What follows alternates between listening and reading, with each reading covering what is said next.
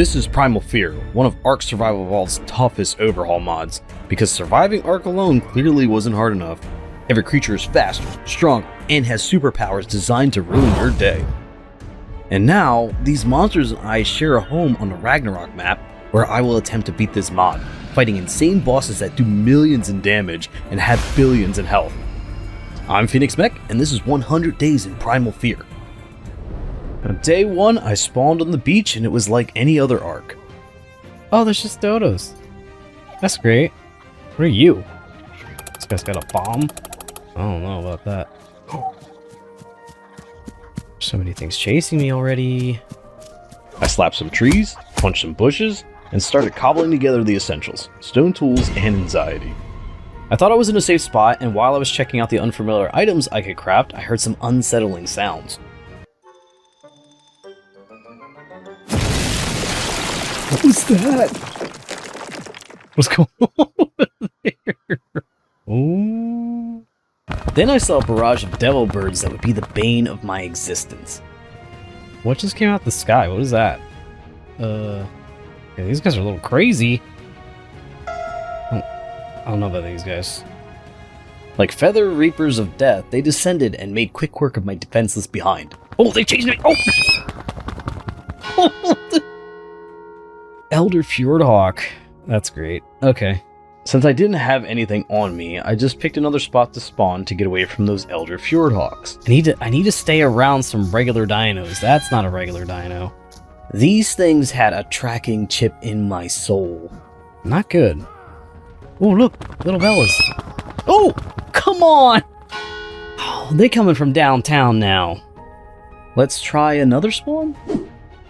They're over here too! I couldn't find enough peace before some compies were up in my stuff. Oh, get out of here, regular compies. Get. I'm not dying to compies. Away from me. Stupid compies. Eventually, I scraped together enough to craft a pickaxe and a shiny new Primal Spear that could induce torpor. That's a fancy way of saying sleepy stabby stick.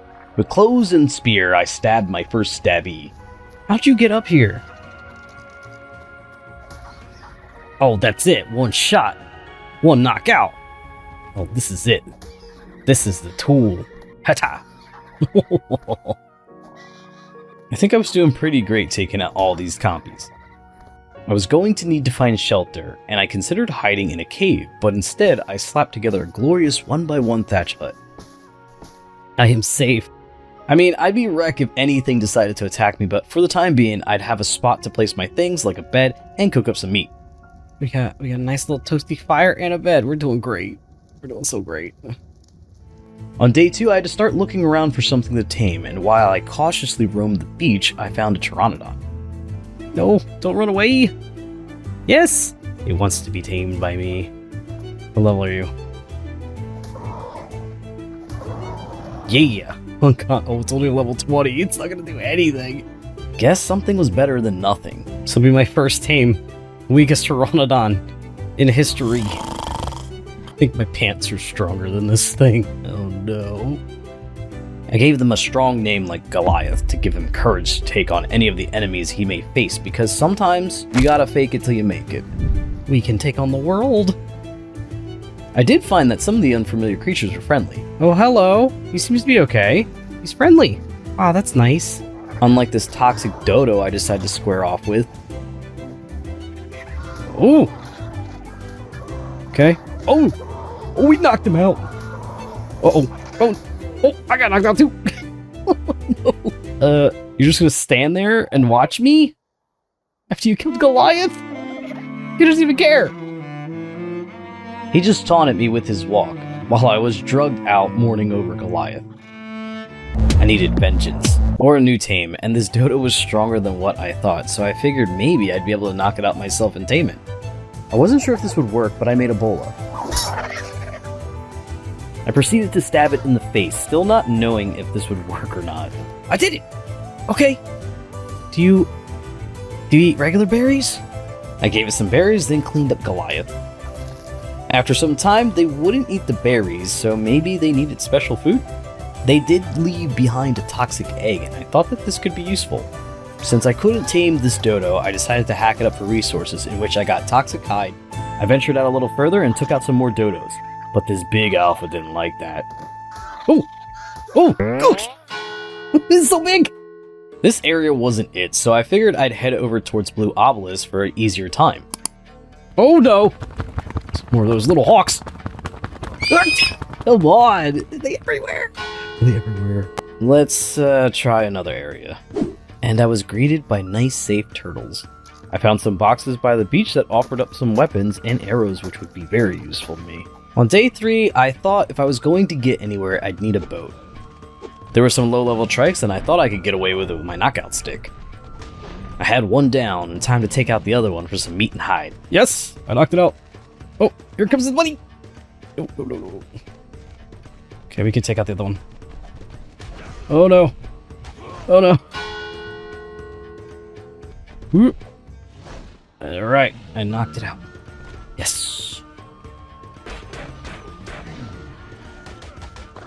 I was curious if the modded herbivores would attack you the same, and I saw this red Moralitaps that was stuck. Well, curiosity killed the Phoenix in this case. This trike got yellow eyes. What's this trike? Oh! I needed to kill what I could for XP, and I still had to deal with the Fjordhawk Scourge. Oh! No! Can't get me in the water. You stupid bird. What I learned was a valuable lesson. Water is the poor man's force field. So I put down a mortar and pestle to craft some things for XP while I gathered the resources I needed. I had just enough to craft a canoe, which in turn gave me the levels I needed for a raft, which was way better since I could build a bed and a base on it, and it would be my floating fortress of freedom. Trying to make my way around to the island. Oh, that thing's big, whatever that is. I don't want no part of that either. No thank you. What the heck is that thing? Is that a dimorph? Like, okay. No. With my new raft, on day 4 I sailed past the dreaded swamp and discovered a cluster of chill little islands. I was able to take out a parasaur for some hide. I was on edge about the tech parasaur and the enforcer about, but they seemed to be just the regular guys, which allowed me to harvest some resources to build up my raft. My plan was to make some kind of box to shield me from the peeping predators. If I made it long enough, I could pull up into some resources and safely get them while I was shielded. This could work.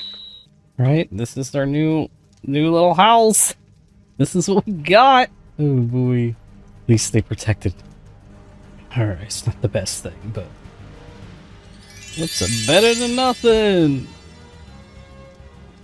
On day 5, I surveyed the islands a little bit more, and they seemed chill for the most part, even having some resources like obsidian. I saw a drop I could get, and none of the dinos seemed to mind. This would be a great area to build up, but it was kind of out the way. Since it was safe-ish, it allowed me to continue working on my raft, gaining space and levels.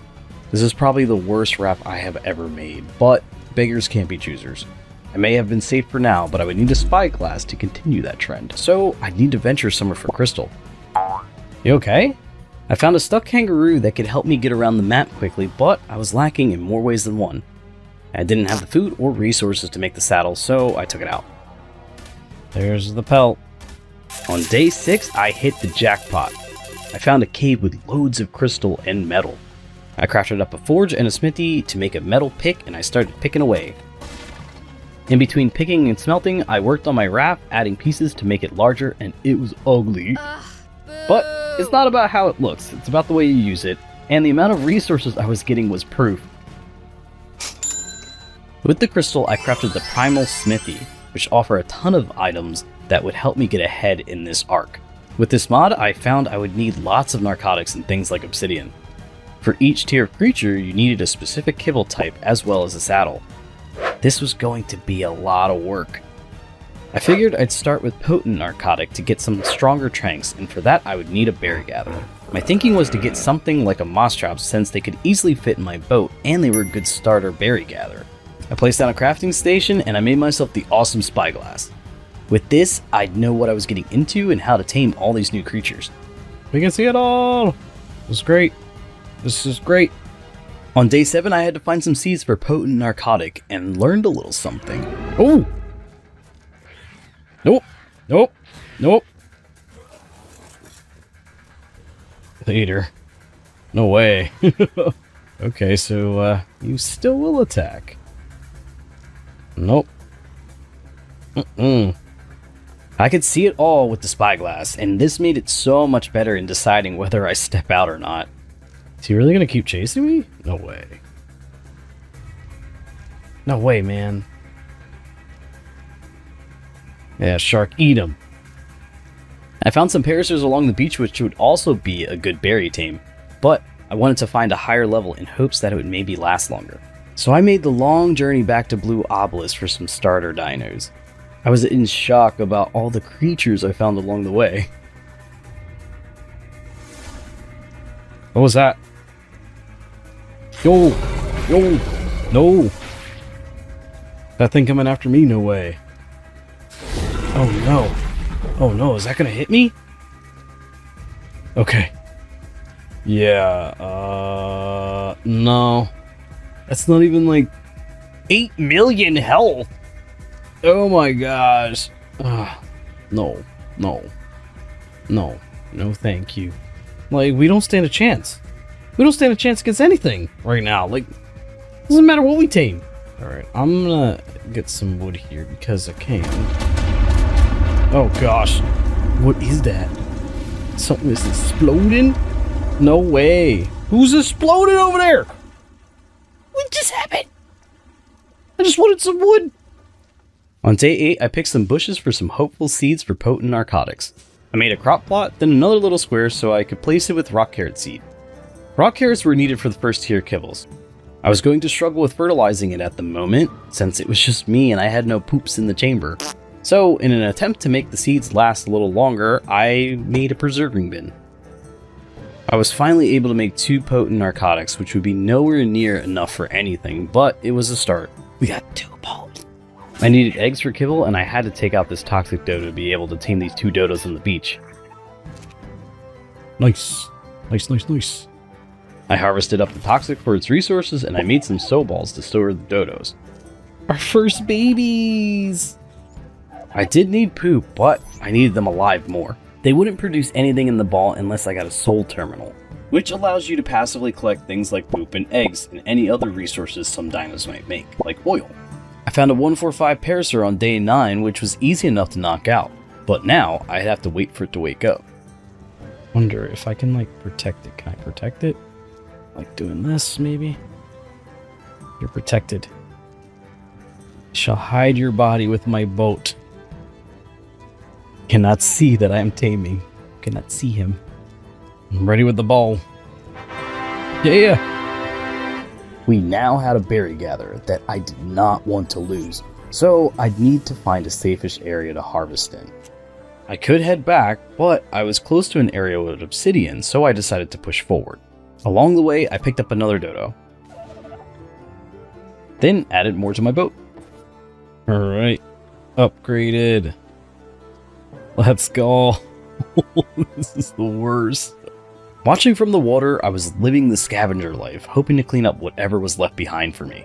I ended my night in a pool of rock pillars that normally have lots of obsidian on them. I'm not sure if my spawns were messed up or what was going on exactly, but I didn't find a single node while I was here. So I started to make the long trek back to where I knew I saw some. It's a little bit of a back and forth here. On day 10, I found a safe area to use my parasaur, and I gathered up the whole island, getting lots of berries and seeds in the process. I spotted a 145 pteranodon close by, and I went after it, but it flew further and further up over a hill, which wasn't great for me. Instead, I settled for this dodo. What? I need eggs. I modified my cabin a little to hold a dodo, hoping that poop and eggs would just fly off, but rafts have this weird mechanic with anything that isn't bolted down. The dodo would start to drift and would make it really annoying to keep it from falling out or off the boat completely. So I balled it up for now. Definitely needed to get a terminal or a semi-permanent base spot to have them out producing eggs and turds. I kept up with my narcotic making by splitting some meat to make spoiled meat, and this gave me enough levels for the Primal Forge, which seemed like an even better regular forge. Unfortunately, I'd need obsidian. Didn't think this would be such a problem so early on. I found a wandering 140 pteranodon that could be useful for some flying. I patiently waited, till it decided to land. I bulleted it, and then tranked it out. Alright, it's out. I don't have any meat, though. Unfortunately, I didn't have anything better than cooked meat, so it was going to have to do. I attempted to kill some undersea wildlife for some meat, but they didn't want any of this smoke. I'm drowning myself. While it tamed at a glacial pace, I tried keeping myself a little busy with some bathroom and gardens. Day 11, I just got the levels I needed for a Pteranodon saddle. I was going to have to find some easy things to kill for Keratin Chitin, but not before I improve my boat again. Pteranodon! Hello, buddy! And we were off to find a diesel jug bug I could kill for its chitin. I'm not killing in time. Dang, this thing's diesel. I ain't gonna kill it in time. Come on. One more. Come on, 2 more. There we go. That wasn't a lot of chitin. We get saddles? That's good to know. Then I found a little surprise back at the boat. Ooh! It's not good for me. Got the wood wall. Can I get in here? Why are you dancing around my raft? Okay. We got in. I don't want any part of that. No, let's go. We gotta go. So I had enough chitin for the saddle, but not enough hide. We needed a better way to kill things, but it was just so hard at my current level. I spotted a pretty thing off in the distance, an alpha egg that was so close to the edge I could just pluck it. Might be able to just clip it inside my boat. Okay, hold on. I can. I'm taking it. Okay. No! The thing's gonna stomp me. Ooh, it's gonna stomp me out. Ooh. No! What is going on? Oh, it's so fast! It's so fast! Oh my gosh! No! Why do you care if I took a dodo egg? Oh! Yeah, get in fights! Ooh. Thank you, Toxic Avenger!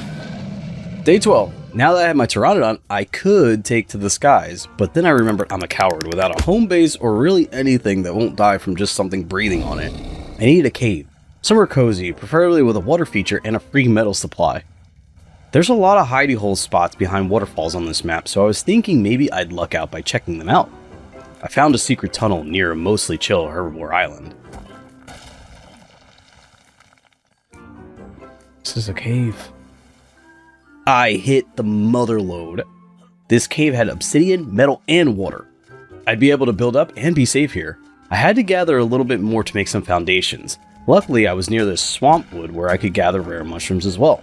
The soul terminal would still be a good thing for me to have, as I'd be able to store my dinos as well as passively collect eggs and poop. But I still needed cementing paste, polymer, and oil. Come into my lair, said the spider to the fly. Too bad it wasn't an oil bug, but it was useful for paste. This one was going to be a problem. Cause now they decimated the island on day 13 and were sitting outside my new home. I hope they got distracted enough that I could collect all this free meat and hide from the dinos it killed, but it really didn't. It wasn't really safe to get close, and I kind of needed to wait for it to get distracted by something else since it had almost 60 million health. I had to try and at least lead it away. No, can I hit it? Here it comes. Oh, it's fast. And they killed the most beautiful Archie. Dang, you killed that thing in 2 seconds. Go somewhere else, man. I can't do anything with this guy. This thing was an absolute menace. If I could get over there to the fabled Argy though, I might be able to get some pretty good loot. Unfortunately, at this time, I had to relog, and when this happens, all dead dino corpses disappear. But, of course, this butthole remains. This thing had to go. Okay. At least it's attacking other stuff now. That's great. There it goes. Alright. Over there. Wander the other way. Why are you trying to go back over there? You a-hole.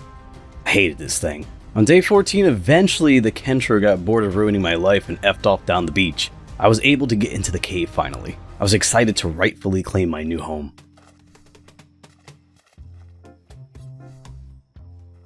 Can't. Why not? I can't build here? Why not? What?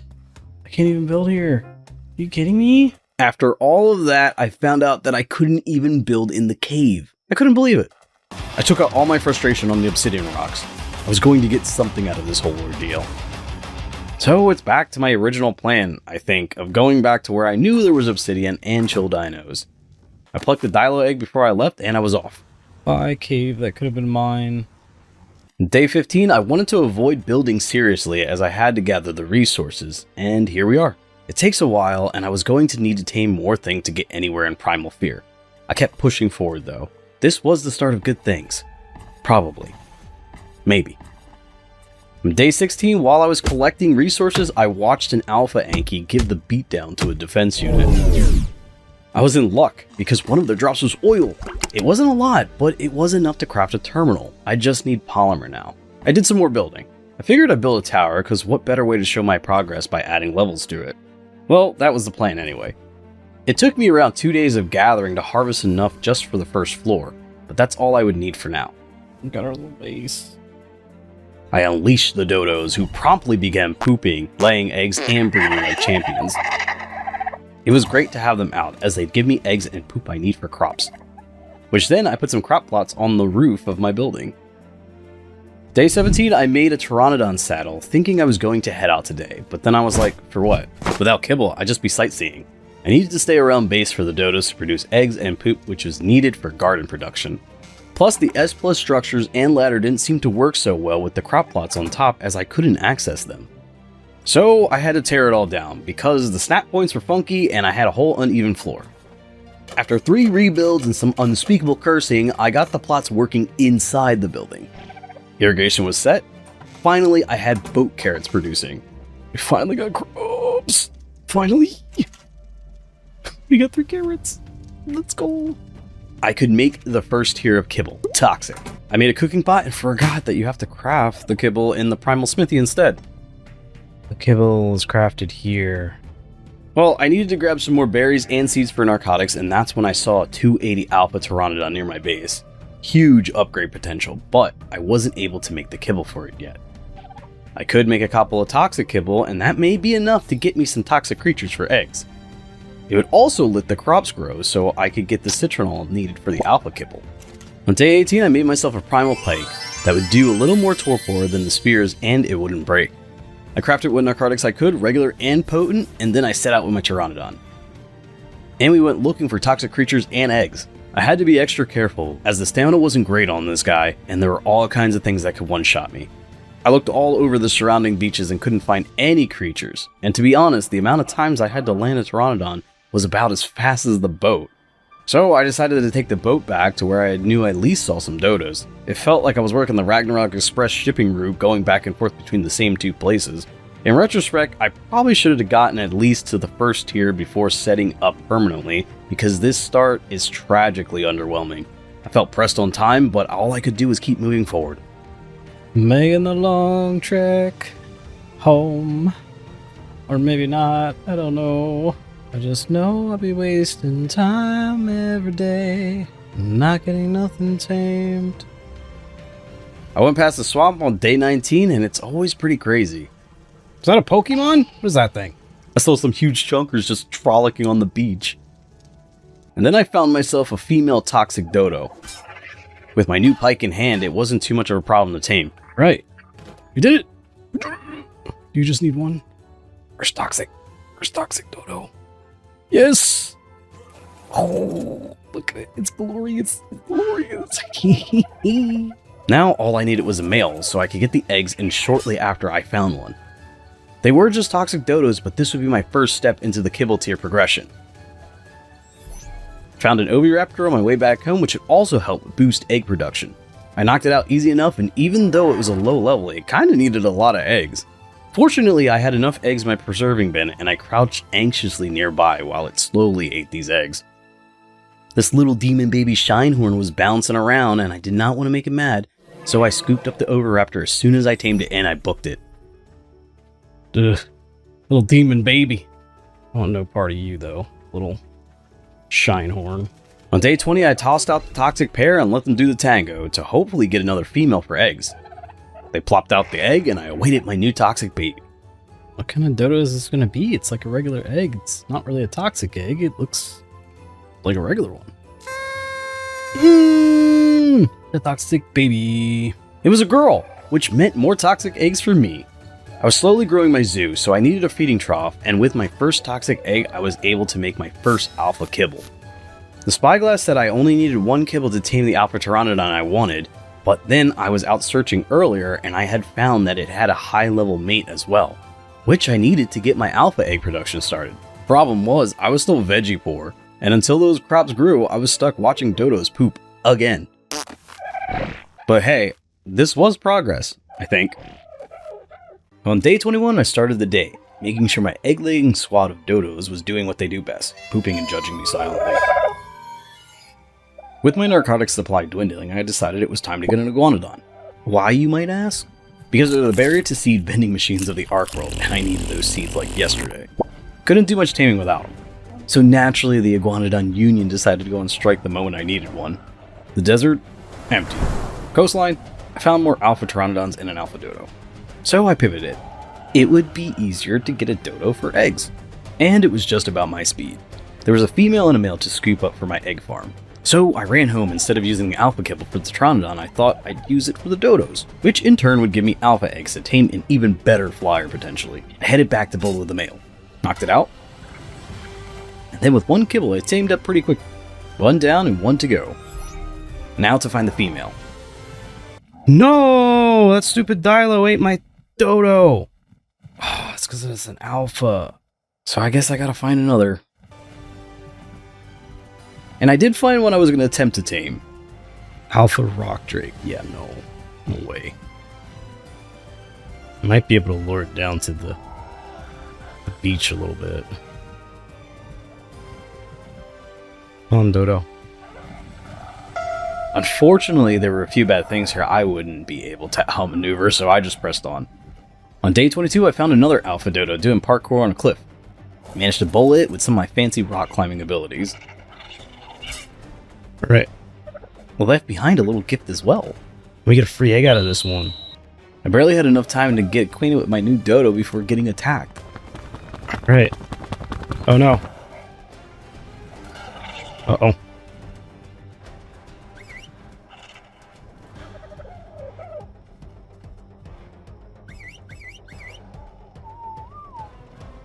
Uh-oh. Oh wait, you know what I'm gonna do? I'm gonna ball you up. Just in case. Devil birds they are. Okay. We gotta get out of here. But I managed to escape with my 2 alpha lovebirds, and I felt like the poultry king. Fresh eggs every day. You can take that crusty 3-day-old alpha egg. I'm living the fresh egg dream!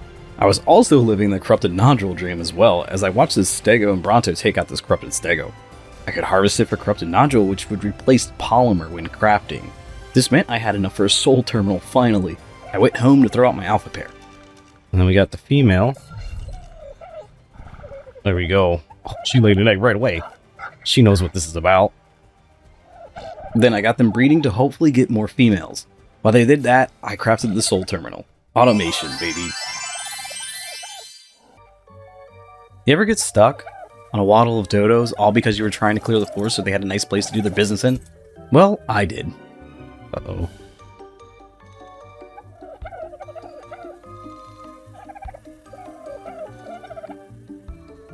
No! Trap! So many dodos! No! I'm in like a weird floaty.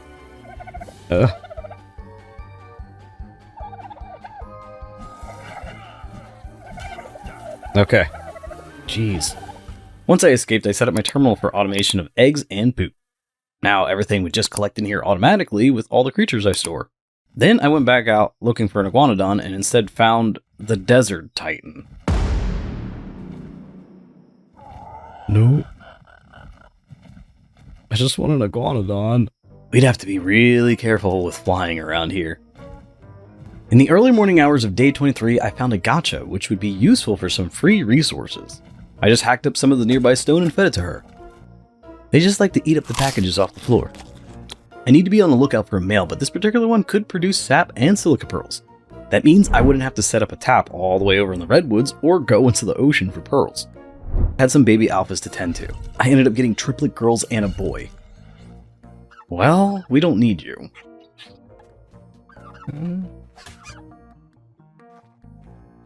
Killed it, but you don't look dead. Was I ever even alive? Good to know I can get some valuable resources from that. I cooked up the prime meat I got, which will be needed for elemental kibbles since I was going to be swimming in alpha eggs now. I had the gacha in the soul terminal trying to produce resources, but I guess they just don't do that in here? Well, I was going to need to add a gacha layer to the towers since I needed them to be safe. If I was going to get an alpha flyer soon, I'd need more alpha hide. So I set out to find some easier alphas to kill. I set my sights on this level 90 alpha Dilo. 263. With my Pteranodon the way, it took me all night to take this guy out.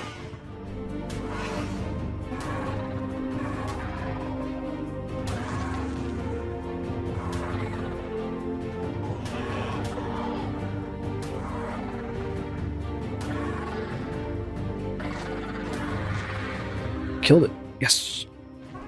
Alright. Is that how much stuff you get? Not a lot of stuff at all. I got a few useful rewards from the kill, but this was not the way. I need a more efficient way to take these alphas out. So on day 24, I went home to make some new alpha-infused narcotics, and tried to figure out the shell casing I just got, but I was not high enough level. I could, however, craft my first elemental kibbles. It felt good to move up to the kibble tiers, but I was still at dodo level when it came to killing things. I figured I'd make my way towards Blue Obelisk on the search for Iguanodon while taking out any alpha dodos I came across. I'd just stay up high and hopefully I'd be alright. Ooh! Oh my gosh, that scared me.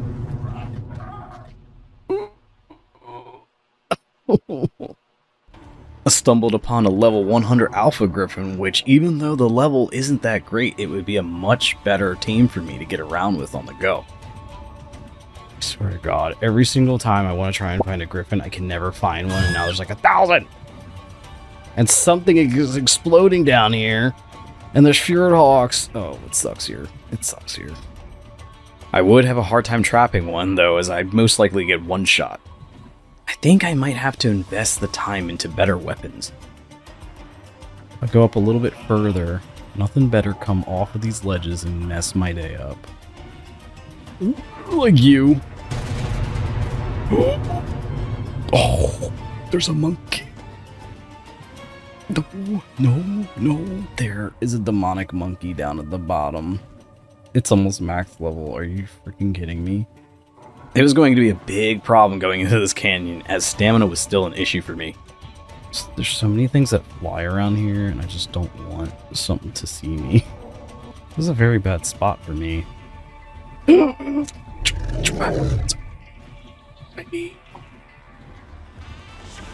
Oh, no, that's the manticore. Okay. No, I'm running out of stam. Oh, stam. Okay, these safe Ankies over here. Can I just hang out with you guys for a second? Oh, man. This is dangerous. It's a wyvern. Oh, no. This is super dangerous. I shouldn't be over here. Is that 2 manticores? You serious? There's just 2 manticores just chilling there. Get out of here with that. Get out of here with that. I don't want to go through here. This is not safe at all for me to go through this thing. I guess I'm doing it. Guess it's happening. There were so many big bad flyers around, I was just a baby Pteranodon. The fear was real. It's almost as if it was primal. On day 25, I made the loop around Blue Obelisk and headed back, since I was still very underprepared for the world. The Ark gods must have felt bad for me as I found my first level 40 Iguanodon. I quickly bulleted it and then I piked it out. Okay, I watch and I wait and I wait and I watch. Yes! Oh, I finally got it. Alright, let's get out of here. I headed straight home, but I wanted to show you guys what I've been dealing with the stamina and distance, so check this out.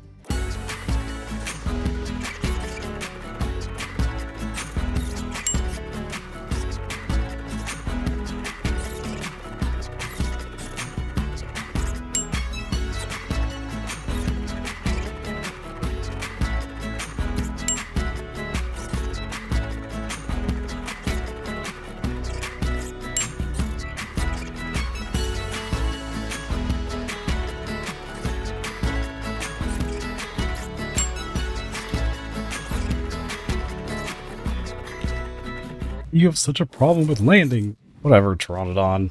I don't know why you do this. Once back home, I plopped my iguanodon in the terminal so I could automatically turn berries into seeds. We were swimming in seeds. That's great. We're also in the potent narcotics making businesses too, so we can move on up. Crafting these made me level up high enough for darts, and I only needed a couple more before I could make the modded darts. I needed more alpha blood for kibble and was in luck for some free resources. Primal creature on my side this time. I ended off my night with some berry gathering and made all the narcotics I could. Day 26 was as good as any to try and finally get myself an alpha flyer. So I went to where I saw those pteranodons. Found a literal primal murder fest going down. Oh no, now there's one of these a-holes. Oh, he's gonna ruin my whole thing. There goes my pteranodon! I can sometimes be a bit of an opportunist, and what I was seeing was my very own primal farm. Alpha blood, hide, goodie bags, thank you, chaos. Since my pteranodons were obliterated, I went out to go look for some more. These islands had loads of them, alphas included. In my search, I found another gacha that I tamed up easily with stone. Unfortunately, it was a female, so I wouldn't be able to get other babies for new resources. It did, however, have oil and crystal, so I'm not mad about this. After I balled her up, there was 180 alpha pteranodon walking around, and this one was just as good as any of the others I'd find. And I learned something useful. No. Oh, you can't bowl at them? But he won't attack me, so that's cool. Well, without a bola, this would be a tough tame to get. I considered maybe grinding my levels to get better knockout gear would be the move. Made a quick stop by the farm before the day was done, and I grabbed up a bunch of oil from some tech dinos and loads of alpha blood and hide from a dead Bronto I would have never been able to kill. Thank you, random Bronto. I will make a fine saddle from your hide. On day 27, I cooked up some prime meat for kibble. Doing it by a campfire was slow, so I was going to have to think about getting the resources necessary for an industrial grill. I also needed to add on to my tower to have a place for the gachas to produce resources. So I went out to gather stone and found a high-level pteranodon. I had to be careful, as another primal tech trike was running about. I thought I was kind of clever, hiding in my old crop plot hole. Yes, you want to be tamed by me? Oh. How much torpor is that? 1,000? 2,000. Okay, so I gotta hit it 5 more times? I think I could do that. Oh, don't land. If you land, he's gonna get you. He's gonna get you. He's gonna get you. Get him. You probably got him. He's gone. Oh gosh. Well, best to stay away from here as well. But after shooting it, knowing that my current arrows did 2k torpor was helpful. I found a 180 alpha pteranodon that was about my speed. I'd only need 4 shots. Easy, right? Alright, so that's 1. Base. Well, it was nice knowing that they wouldn't come after me, but nerve-wracking trying to chase it down. I had to rinse and repeat this technique of waiting for it to land, or at least slow down, and then give it another shot. There we go. Another shot on it. I think I got wise to my ways since it just started flying over the ocean, non-stop, without ever landing. Come on, like come over here or something. There's so many of them! So since there was plenty about, I went after a 190. And another 190. I mean, if I keep spamming them, eventually I'll get one, right? I did this activity all night into day 28. I don't know if something got a little bugged, but suddenly my torpor dropped to 400 with each shot. This was taking forever. Yes! Alright, keep being stuck. Yeah, like that torpor's not even going up. I just straight up hit that thing. I don't know. I think something bugged out. Like it's not even going up that high anymore. I then had the idea of trying to make a trap. I've always bowled pteranodons to tame them, so I wasn't even sure if this would work. I figured I could just build a 1x1 box around it quickly. Since I was attempting a trap, I figured I'd go for a higher level one. And I was kind of a ding-dong with this move.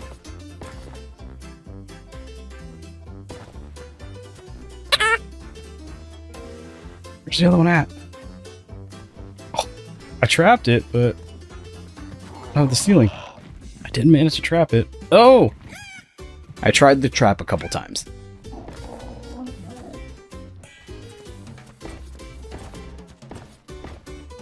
That's good. And then... yeah, this works. Okay. Let me do this. Did you get out? Come on! No, I'm just trapped! No! The creation of my own design. It was not working for me until I saw a familiar face. Oh, this guy's stuck. I mean, yeah, let's do it. They were easy to trap when they were stuck. I think the Ark gods kept feeling bad for me since they hand me one every now and then. Okay. I'll take it. One more. Oh, yes. That worked. That was, kinda lucky. Kinda. Yes. Oh, we got one. Nice, nice, nice, nice. I attempted to go after a 270 for a while since it did have higher stats and I could use all the help I could get. But she was a squirrely one. Okay. Oh, come on, man. You definitely just scooched your way out of there. Oh. At this point, I already spent like 3 days chasing after pteranodons, so for now, it'd be best if I just keep moving. Stupid ding-dong. This is the stupid ding-dong because this is the first pteranodon I tried to knock out. On day 29, I tried chasing it around into one of the land spots after landing a few shots from my boat.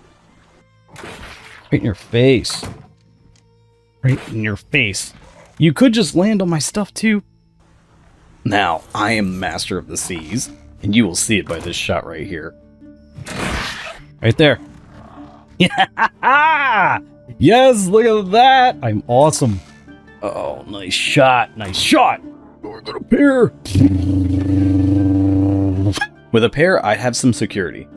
I'd keep the pair and make lots of babies I could take out on quests. So if I did get messed up, it really wouldn't matter since I always had backups. It was a bit cramped in here for the dinos, so adding onto the base would definitely be necessary. So on day 30, I gathered up some more materials to build up. While I was out, I found something really cool. Oh, wow. There's a whole thing in here. I could have just built here. I even had a moment while exploring this place where I considered moving, but I believed at a certain point down the line I'd need more space for larger creatures. So the tower expands again. Using gates to give it a more interesting structure as well as double as doors. For now, the Egg Empire grows, and I feel finally like I'm making progress. Day 31, I hatched my first baby Alpha Pteranodon. Didn't get the stats that I wanted though. So you two are gonna have to keep going at it until I get a prime baby. I let my gacha out finally, and this was not gonna be big enough for more. That's okay for now, as I started her on some crystal production, so I didn't need to make another crystal run. Gachas are definitely the way to go if you don't like gathering. I had another alpha hatch who did have some better stats. I'm not here to build some crazy boss dinos right now, just the murder burb that doesn't poop itself mid-flight. I finally made it into the dart tier of tranks, but I needed lots of ammo. To do that, I needed gunpowder. I started crafting what I could, then went out to gather some more. I really needed some gathering dinos, as doing all this by hand was brutal. That's when I saw a level 30 Alpha Anki.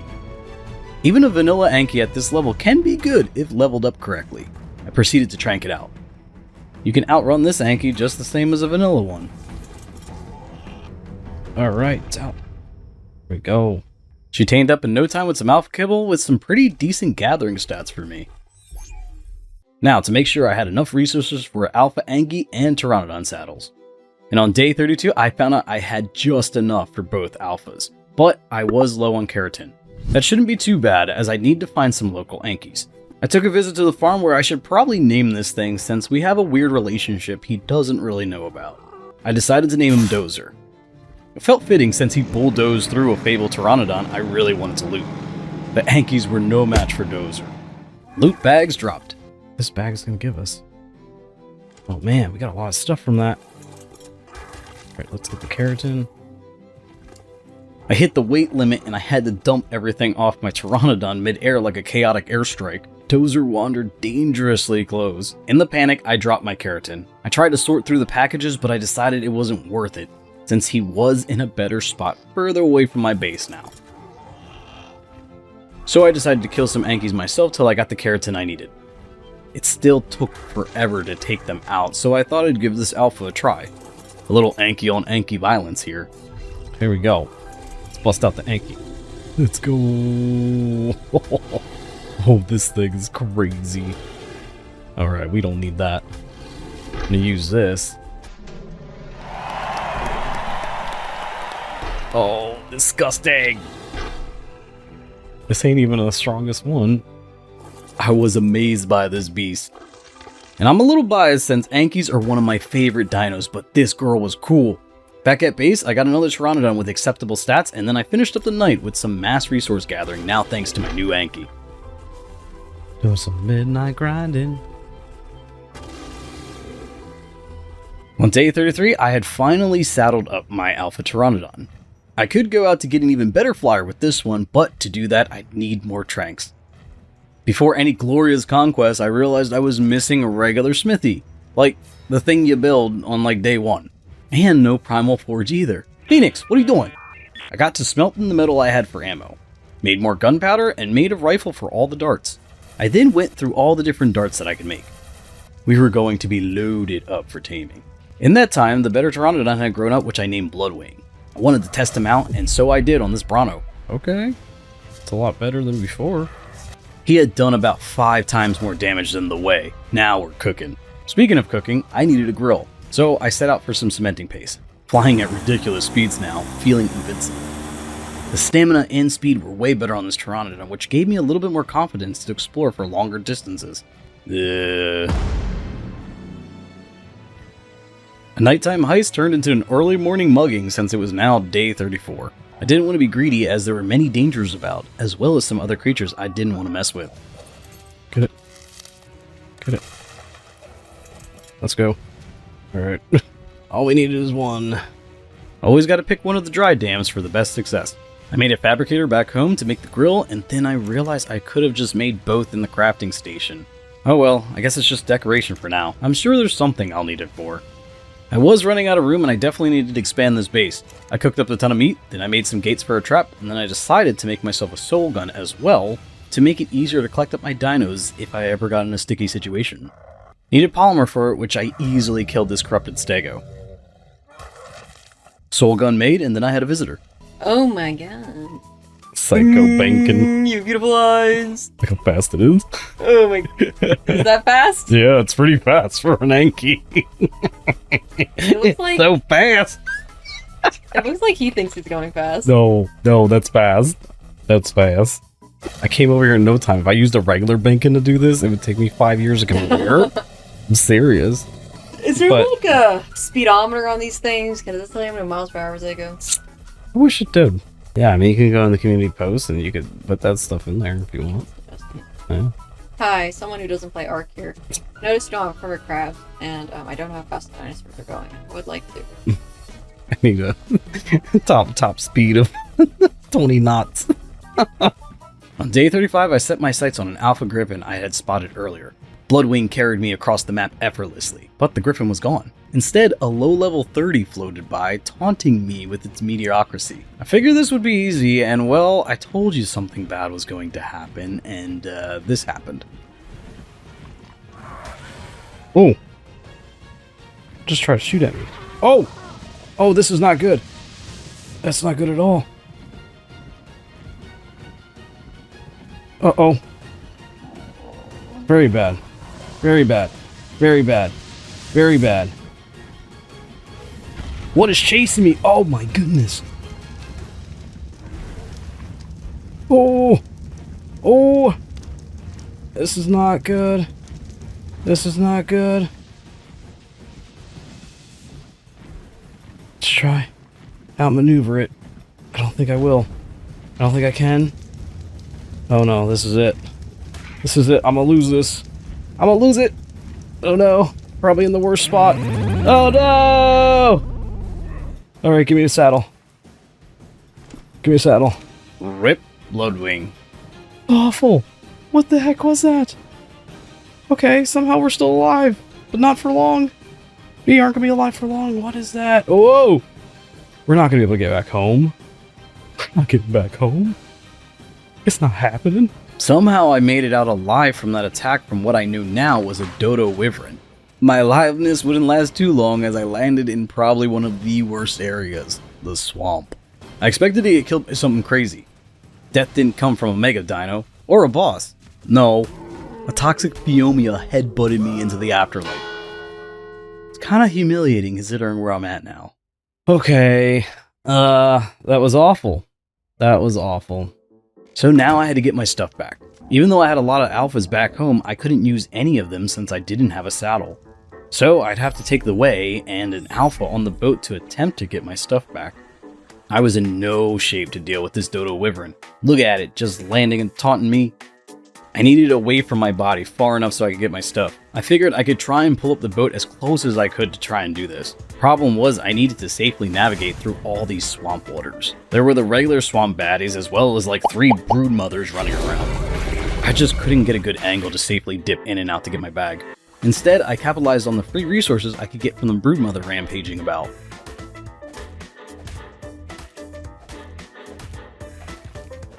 It took me the rest of the night to get around to the other side for a closer access point.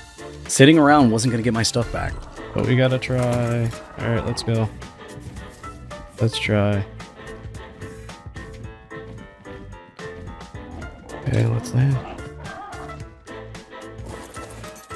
My stuff. Get out.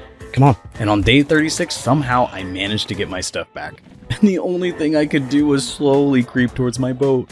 Okay, we got a lot of stuff back. Let's get out of here. It's the worst! I don't really know if this was the right move. I lost a Pteranodon, but I could replace it. Even all my stuff I could replace. It would just take a little bit of time. I can't replace the time that I spent as it took me 2 in-game days to die and get my stuff back. I really thought I'd be past Elemental Tier by now, but I'm struggling to get a better flyer. I'd need a new plan. But for now, these alphas need to go at it again. It was now day 37. I won't lie, I was feeling the burn. No new flyer, no plan, no progress. So I stayed home, raised alphas, and watched my gacha pop out crystals. Seeing the new alpha baby sparked my drive again, and I went out to explore a little. Carefully, of course, but I figured I'd skip another alpha predator and go right onto finding an elemental. I had the kibble, so it just made sense.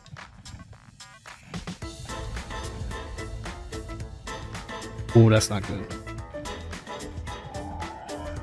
I found myself in the highlands on the early morning of day 38 where I found a legendary Pegasus. This would probably be an epic tame, and it made me shift my thinking. You could probably shoot off this thing, so there are probably other creatures in this mod that could fly and you could shoot off of. Time to keep pressing forward. I finally found an elemental in the form of an ice parrot, but that torpor was kinda crazy for me, and I'd probably be better off trying to find a lower level. Journeying into the redwoods, it seems like this is where some of the aberrant creatures were hiding. Amongst the mayhem, there was a 190 Rudolph I wanted to tame. These creatures were very fast, and you could shoot off the back of them. He would be perfect. I had to be patient, as a Reaper Queen was messing about. Oh, it's aggro. Wait, nope.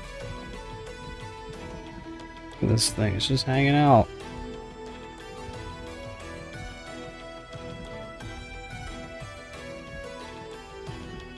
Oh no. I'll keep running in a safer direction, buddy. And you're kind of away from stuff. I don't know where that Reaper went. So I think I bored her to death since I didn't see her for a while, and that's when I made my move to Bola and knock out Rudolph. He just needed some Mayho berries and Tame Helper, and he was up. Nice. Okay, we got one.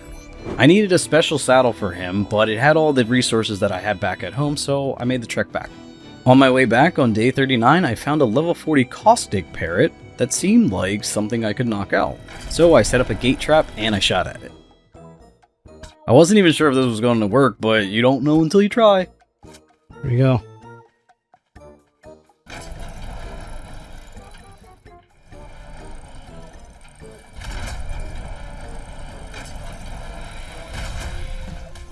Oh. Is it in there? Good thing I had some sleeping bags down, but I was already knocked out when I got back in. The caustic ones deal torpor, and when I had woken up, its toxic fart cloud was all around me, and I got knocked out again. This is bad.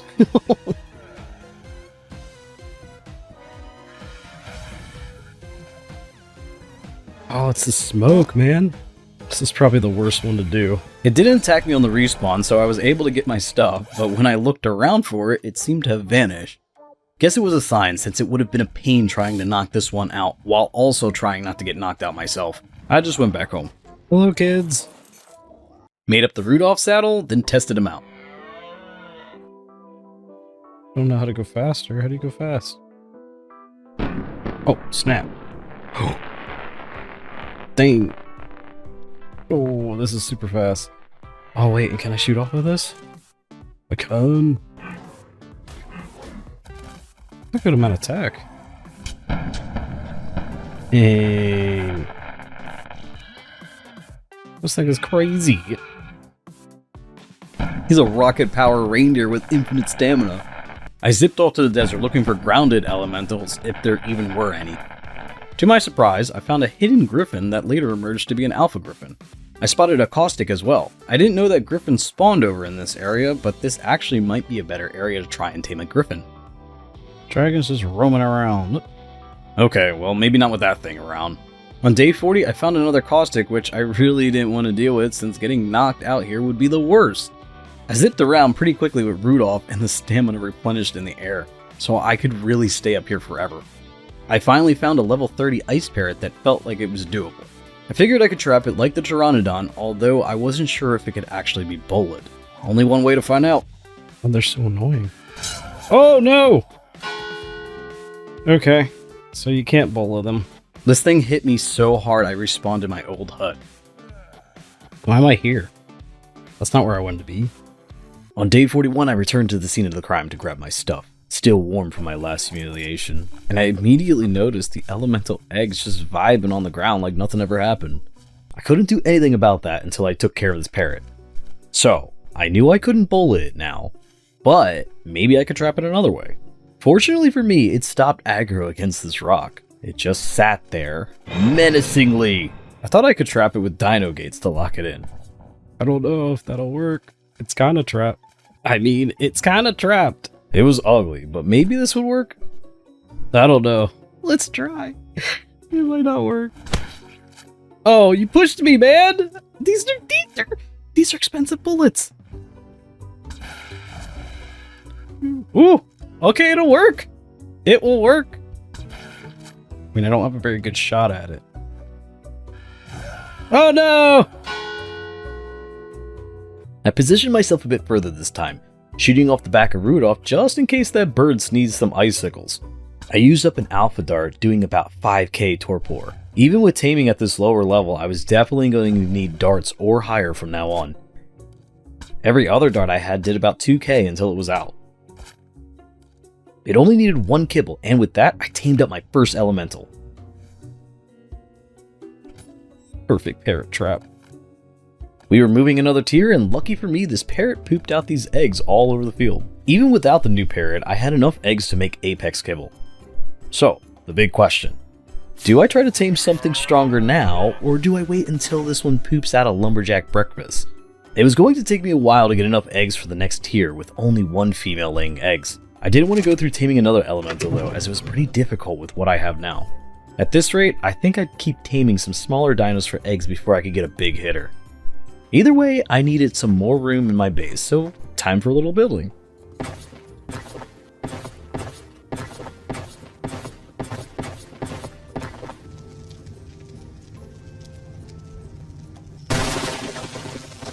Why?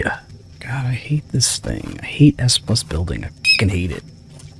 Like, I destroyed something that wasn't even near it, and it was like, nah, like we're gonna break your whole door. I took a slight break from building to open up a gotcha crystal on day 42, and I got some Ascendant Riot leggings. Who knows if this will help any, but why not? My narcotic game was weak right now, and I needed some stronger narcs moving forward, so I crafted what I could from the mats that I had. Smelted some more metal for casing and ammo. It was taking a really long time using a mortar pestle for gunpowder, but luckily I was one level off from the chemistry bench, which would make crafting so much better. I continued to build some wall pieces, which pushed me over to the next level for the chemistry bench. So now, I was going to need to grind for this. The next few moves I was going to need to hit a few birds with one stone. Not one of those birds being an elemental, but I did need elemental eggs, I needed rare flowers, I needed rare mushrooms, I needed cementing base, and I needed polymer. Looks like I'd need to take the boat out for a tour de resources. I organized a few things on day 43 since I still had no elemental eggs. Figured I could knock out a few resources I needed by collecting up some beaver dams. With this, I'd be able to solve most of my problems in one go. Oh, the beavers are after me. Ooh. Okay, it's clear I am not welcomed here, but I got what I wanted. I then went by the swamp for some rare mushrooms, and I found a caustic parrot that was stuck. I was actually going to attempt to trap it, but I remember my previous attempt.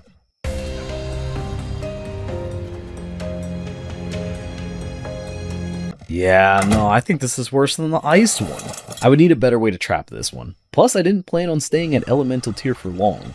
All these creatures with the range attacks definitely made it tougher to team them. On day 44, I was building up to the industrial age. I set my gotcha on oil production. Then I set out to find some corrupted dinos for polymer. Instead, I found a male gotcha which would be perfect for resources since I only had females back home. Dozer still lived on the island, so I threw some rocks down from the sky, which the gotcha quickly gobbled up. Balled him up, then I got him to work right away, breeding with the female gotcha. While that happened, I took my alpha Anki out to gather more obsidian for hard polymer. If I couldn't find soft, squishy things to kill, I was gonna need to make a hard polymer. I also loaded up on berries so I can step up my drug game. The chemistry bench was so close to being made, just needed to craft up some electronics and polymer. On day 45, the gotchas started making babies and they produced some useful things like black pearls. With all the building I was doing, I was now level 85. Well, why was this important? Well, I could now craft the Primal fabricated sniper rifle. This allowed me to pump in shots much faster than a crossbow or rifle. This may be the edge I need to get ahead. I needed organic polymer, but for my previous venture, the corrupted dinos were being suspiciously shy. So I decided to finally make the chemistry bench. I slapped it down and threw in a bunch of spoiled meat and narcoberries. Which then I took those to make whatever primal narcotics I could. It seemed like 1,000 things were all happening at the same time now. As shortly after that, I got a baby gotcha that could produce organic polymer. Organic polymer, that's perfect. Look at that. Oh, we got organic polymer, gotcha. Then, finally, after all this time, I got an elemental egg. Oh, I finally got one egg. That's something forever. I was going to need a mate for this bird, or maybe I could just bypass this level altogether and get an apex dino for eggs. While waiting for some babies to grow, I got into some more building. Who are you? Oh, you little face. Finished up the night getting another elemental egg, just enough for an apex kibble. I was finally looking good in the narcotics game, which meant some proper taming was coming up. Day 46 started off beautifully. Dodos chirping, sun shining, structural integrity crumbling beneath my feet. What is this? Ah!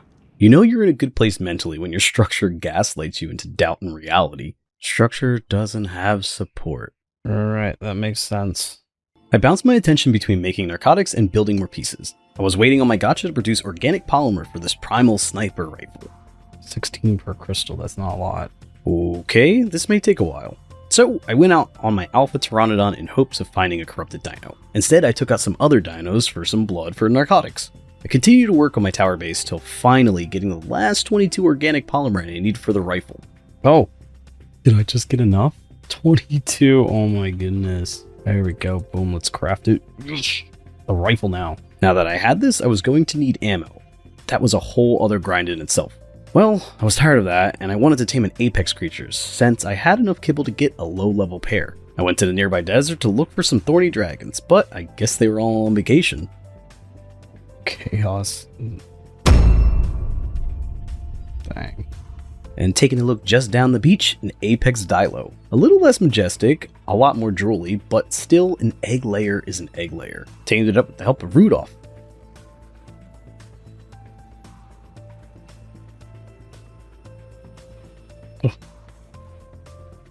Another one.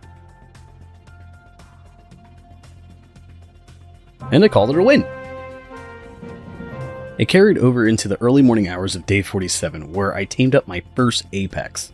It was only a dilo, but hey, some progress was better than no progress, right? I plopped her in the soul terminal to get her working. Make me eggs. Oh, I got another elemental. So then the search for a mate began. I retraced every place I've ever seen a dilo. Or even dilos in general? No luck. Then, because the Ark gods love dramatic irony, I found an apex thorny dragon. Thorny dragon? That's what I was looking for. In the jungle, not the desert. Like they'd all packed up and moved to a tropical resort without telling me. I finally did stumble upon another female apex dilo, but with only one kibble, it wouldn't be wise to use this on her. I was at the edge where most of the dilos would spawn and decided to just head back hoping some new spawns would happen. Ark Griffin. Wow. Well, that would be an awesome tame, but I need a better way to take down elementals without getting wrecked. Eventually, I was right about some new spawns. I found an apex dilo in the swamp. Great. Because if there's one place I love being, it's the parasite-infested armpit of the map. It was now day 48, and I tried to convince myself I didn't need that dilo in the swamp. I checked my terminal. No eggs. Cool, fine. Guess I'm going to be going to the swamp. Alright, well, I'm bringing the boat for some kind of security. Maybe I can clip it in or something. Which would have been a good plan, but it moved away from the shore. So I'd have to stop being a baby. I stepped up into the green gunk of misery, picked the safe-ish spot, and I let one dart fly. I dropped him almost instantly. Did I miss it? Oh, it's out. It's out. Fed, tamed, boom. Let's go. Let's go. Huh. That wasn't so bad. Ooh, that's a capro. Never mind. Never mind. That could have been me. So let's not push my luck. Had to bring this guy home pronto to get to the egg making. At almost halfway through, I think I was finally picking up what Primal Fear was putting down. I'd done this before, breeding a pair to get more females for eggs, and then sacrifice for resources. On day 49, I hatched up my first apex dilos. Got some twin girls and a boy. I was going to need another floor in the tower for a farm and butcher shop.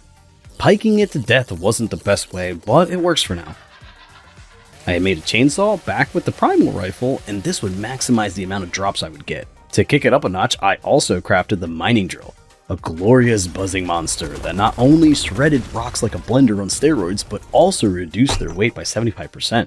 I was going to need it, with all the ammo and structures I needed. I needed a lot of things. I also needed charcoal, which was a problem right now. I loaded up a forge to burn some, but thought there is a place on this map where I could just harvest some. So I flew out with a purpose. But night fell before I got there and visibility tanked. Normally, this place is crawling with doom, but it was weirdly chill today. Too chill. Nope. Oh yeah, we don't want to deal with that. No way. Not doing this again. I learned my lesson before. So, looks like I gotta get my charcoal the old-fashioned way. I finished up my early morning resource gathering on day 50, which I got tons of stone and metal from normal rocks. I was in a weird state, waiting for things to either craft, burn, or grow up. Once the dodos were grown, I had to take them out. Don't look this way. I forgot I had this gun, which, makes it a little bit easier to put them out. Dodos maybe weren't the best for getting loads of resources, but I'd have a way to get some of the lower tiered resources while staying at the base. Everyone had a job, and while they were laying eggs, I was better off just laying bricks.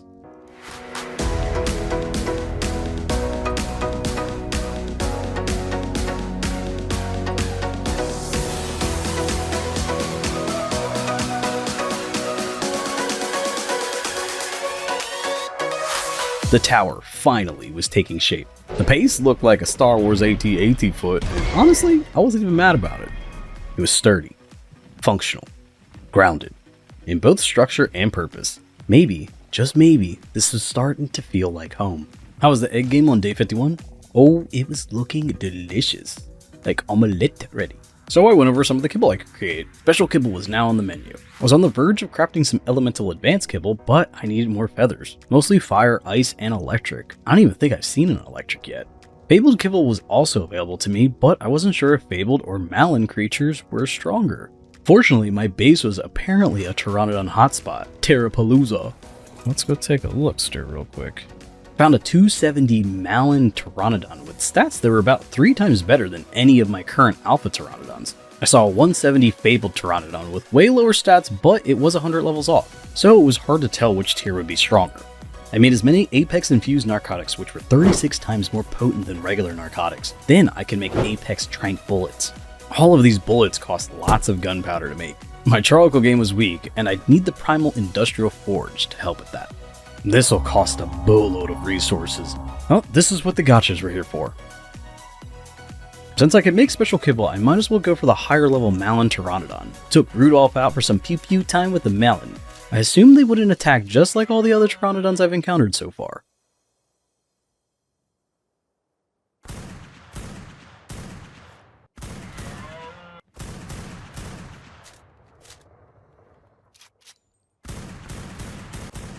Huh, it wasn't so bad. I used only Apex bullets and they were doing about 15k each, so it seems like Apex or higher was the way to go. I plopped the kibble inside and ran back home to make the saddle. Fiber, really? Fiber's what I need? That's funny. So I quickly grabbed up some fiber, made the Malin Pteranodon saddle, flew back to find him all tamed up. Ooh, how strong are you? Are you strong? Decided to test him out on this Alpha Brano. Okay, 6,000 damage? This Pteranodon was going to turn the tides for us. Plus, taking out this Brano gave me loads of Alpha resources since I harvested it with the chainsaw. One shot, one bite. Oh my god. It was day 52 and I had the idea I was going to need pairs of elementals for eggs and to farm their young. I was, however, worried about dying since they had all these crazy attacks. So I started tidying up the base, making more trank bullets. Then I noticed something life-changing. That's okay. That's right, drive-by tranquilizing. This was the edge that I needed. I went off to go look for some. I didn't get very far though, as I found a pair of high-level Fabled Pteranodons. I did have enough for kibble for both of them, so I couldn't pass this up. It was a little hard shooting off the back of the Malin, but I chased down the boy first. Keep going in that direction, buddy. And then he decided to just hang out over the ocean, so I switched my attention to the female, which I took down pretty easily.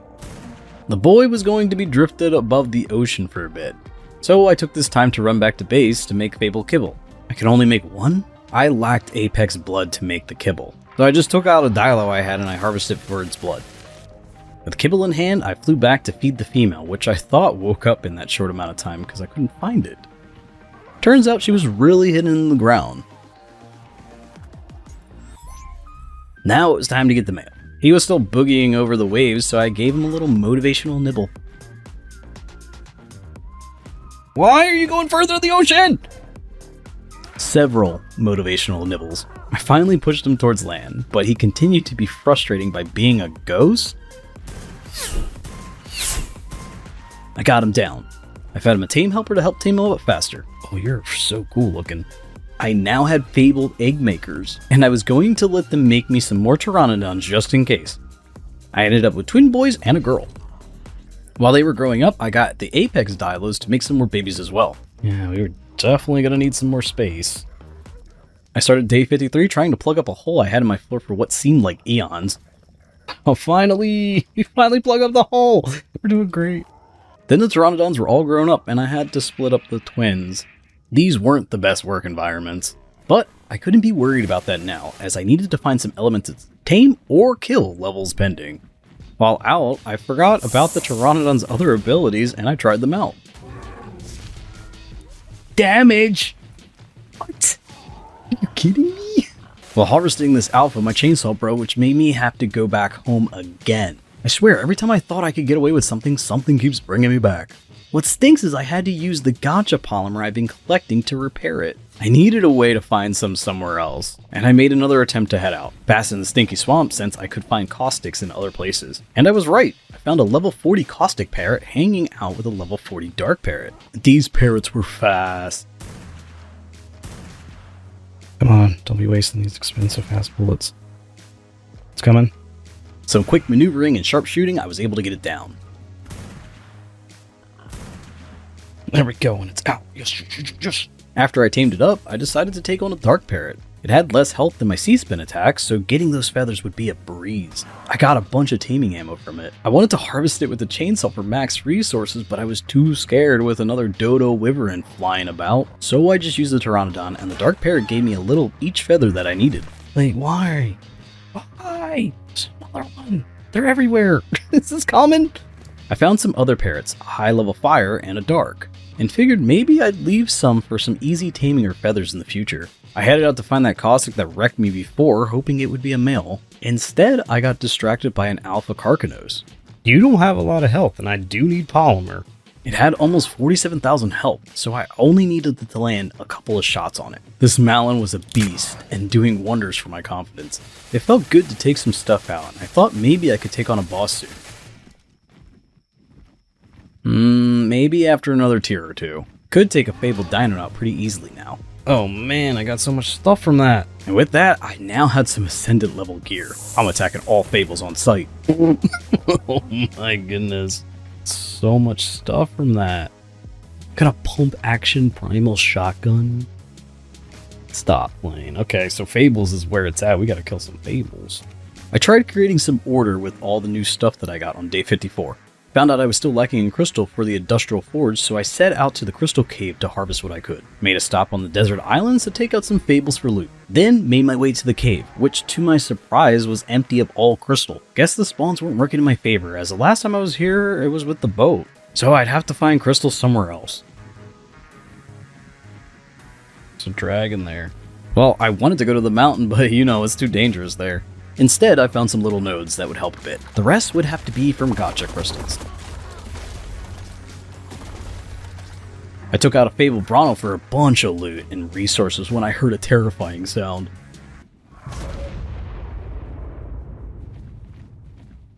It was exploding. Oh my... I don't know where it's at. Okay. Let's get in here real quick. Get out of here. I don't know what's happening. Okay. Just gonna deal with this. Come on. I'm gonna think I'm just constantly in danger. Okay, it's done. No, it's not. Pretty sure this was a bug, but a scary bug at that, making my anxiety go up. So after switching out some of my new weapons and armor I got, I relogged to get rid of the boom booms and have some peas. Potions. Then spent the rest of the day organizing and gathering.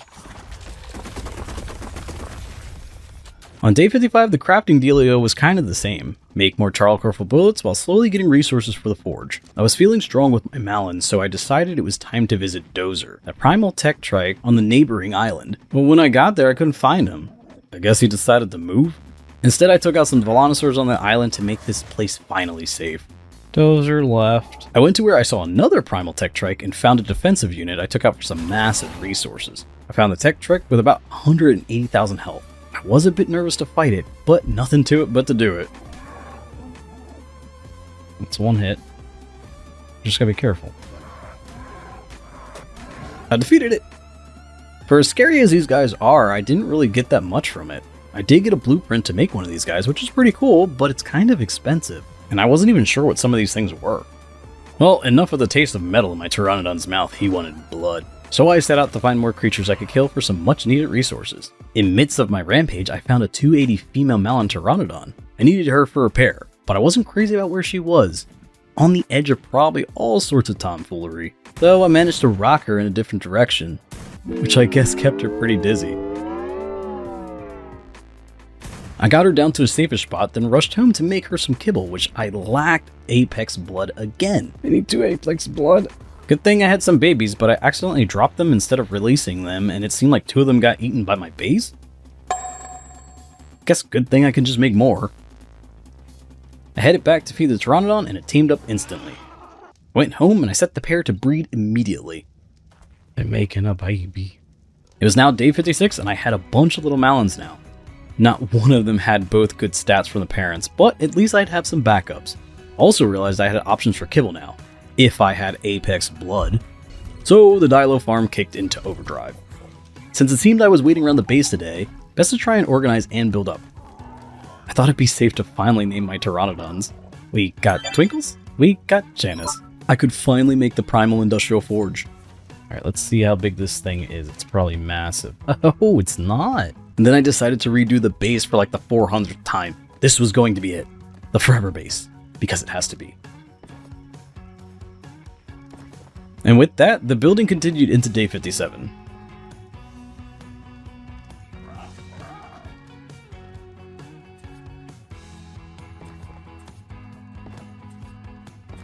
My crops needed to finally come down, but no worries since it was just temporary. I had created a much more spacious area for crafting. Now, finally time to place down the forge and set everything else up in the area. I also had a sneaky guest to deal with.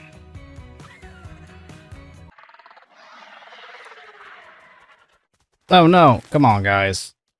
I set up a generator and a new kitchen. I'd need a way to climb floors, so I worked on a staircase. Then I made some extra large walls which are as tall as 12 normal walls. The height was nice, but needed lots of resources and getting stone was a continued problem for me. Since it looks like I was going to have to head out for more resources, I loaded up my forge with metal and wood. We're making charcoal. Ooh. This was not going to be a problem anymore. Did an early morning grind session on day 58. Made more walls, made more charcoal, and realized I forgot to place my grill and chem bench. I now had tons of charcoal for gunpowder, and I didn't want to get too far behind with the crops, so I just placed some plots on the floor where I had already set up water taps. It just made sense to me. It wasn't the prettiest, but here we are. I wanted to stack the plots, but to make more I need fiber of all things. So I placed a few walls down before going out to harvest fiber with a sickle. Useful here is a moss drops. After dropping off what I gathered, I went to go look for one. I totally forgot about these chunkers I had seen before. The torpor was pretty high on them, so I went to a lower level since I just needed the ability to gather fiber. And this one seemed stuck. Maybe a headshot? My god, how did I miss? How did I miss again? And despite that, I still couldn't hit this giant target. Alright, here we go. Let's place my expensive bullets. I tamed it up with the Tame Helper and some Mayo berries. Now this should help us with fiber. On my way home, I spotted a male fire parrot. I think I was still on to this collect all elementals grind. It just seemed like the right thing to do right now. They were a lot easier to tame with the rifle now, so why not? Eventually I'd get a pair, right? Might be out. Might be it. Come on, go down. I knocked it out into the water. This was super nerve-wracking, but seems like nothing else was around for a quick feeding. Alright. Oh, can I move? I can't move. Okay. We still didn't have a pair yet, but it was only a matter of time. On day 59, I took out the moss chops out for a spin.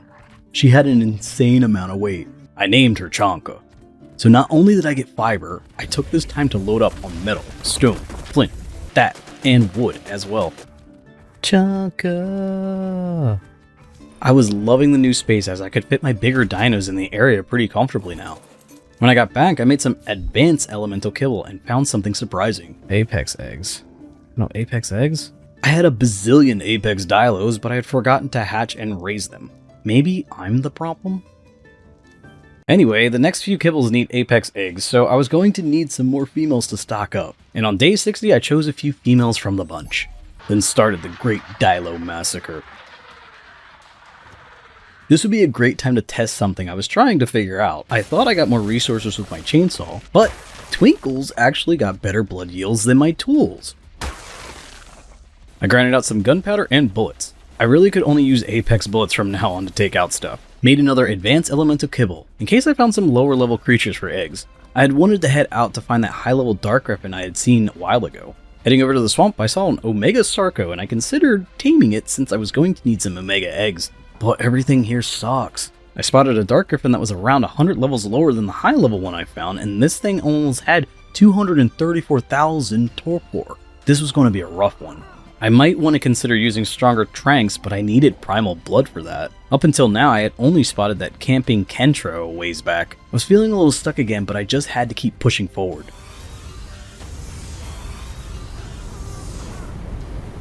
Ooh. Okay, well, whatever's over there just died. Mongo? Who the heck is Mongo? Well, I think Mongo destroyed the griffin that was over here. Well, nothing to do but push forward. Maybe I get lucky with finding something else. A dark parrot. That'll do. I assumed it was like any other parrot I faced. Oh, I had to aim. Okay, wait.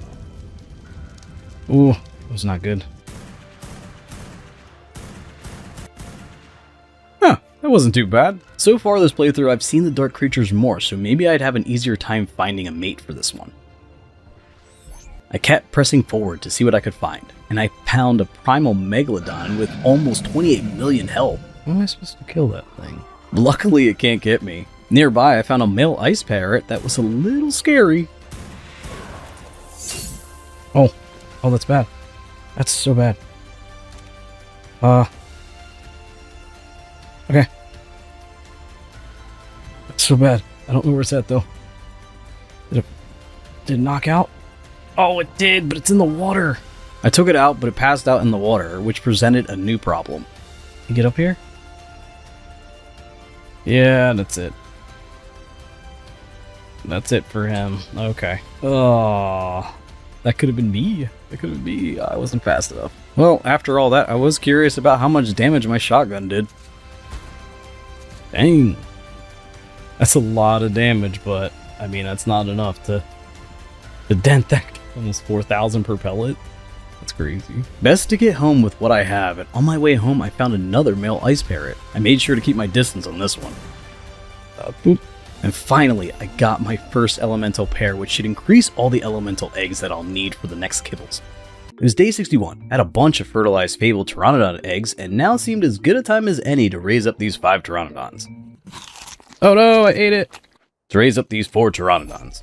Right. Anyway, I needed omega eggs for the next stage of my kibble career, so I whipped up a couple omega kibbles and headed out on a tame hunt, hoping for something easy.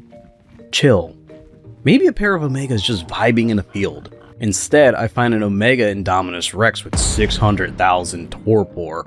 That's not chill. Finding its mate would probably require a blood pact with the RNG gods, and I just wasn't about to make that kind of a commitment. Still hunting for a male dark parrot too, but it was ladies only on the spawn list today. I spotted some much needed crystal I blasted up. Crystal. And now I found that Primal Megalodon had a buddy, which I guess will be good when I have to take care of primals. All the big scary things tend to spawn when you're almost right on top of them. Ooh. What is that thing? It was most likely another dodo wyvern. Something I don't want to deal with at all. No way. I decided to visit the Highland beach whales for some good old oil on day 62. These Indominus Rex were just hanging around all these bodies, not letting me get any. So I found some lonely whales further down the beach, and I got to work with my chainsaw. Worked so hard, my chainsaw eventually broke. So I'd have to use twinkles to harvest the rest of them. Since I was going to get less, I might as well make a quick drive-by by the Indominus Rexes for the whales. Chomp. Chomp. I cleared out every whale that I saw along the beach in the highlands.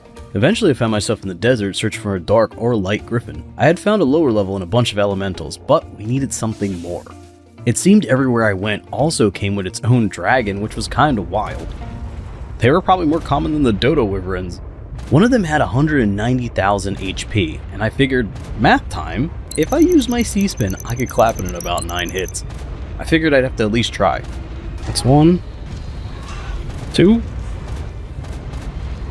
Let's just be careful. Come on.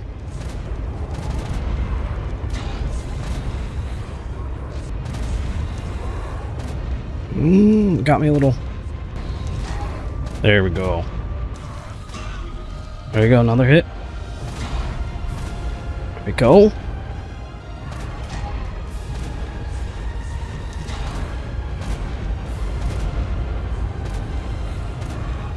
Oh, one more hit. One more hit. Nice. I defeated it. Pretty easily. It gave me a dragon flag, dragon trophy, boss essence, element, narcotics, and a trank arrow. Kinda weird loot from the dragon, and I thought maybe I'd get some tech grams. Although I don't know with this mod how useful they'd actually be. Well, now this mountain was a little safer to try and get crystal from. Come on. I don't know if this was the ghost of dragon's farts or whatever, but the dreadful boom booms kept going on until I made my way home. I looked in my menu to see what boss essence would do. Guess I can make kibble now. Can make boss kibble. Alpha boss kibble. Oh, you need artifacts. Is it even worth getting bosses? Doesn't even look like it's worth getting bosses. We don't have any artifacts. We need artifacts to do that. Ugh. One kibble at a time. For now, I just stick to what I could do, such as fix my chainsaw. Since many of these kibbles needed lots of elemental eggs, I got the ice parrots breeding. Ice, baby. On day 63, I went over to the swamp to see what omegas and griffins I could find, and ended up finding a 120 dark parrot. That was a male. I wanted to keep searching, making my way cautiously into the canyon. Came to find the forest titan was just chilling there, and I figured, why not take him out? Let's try to fight this thing.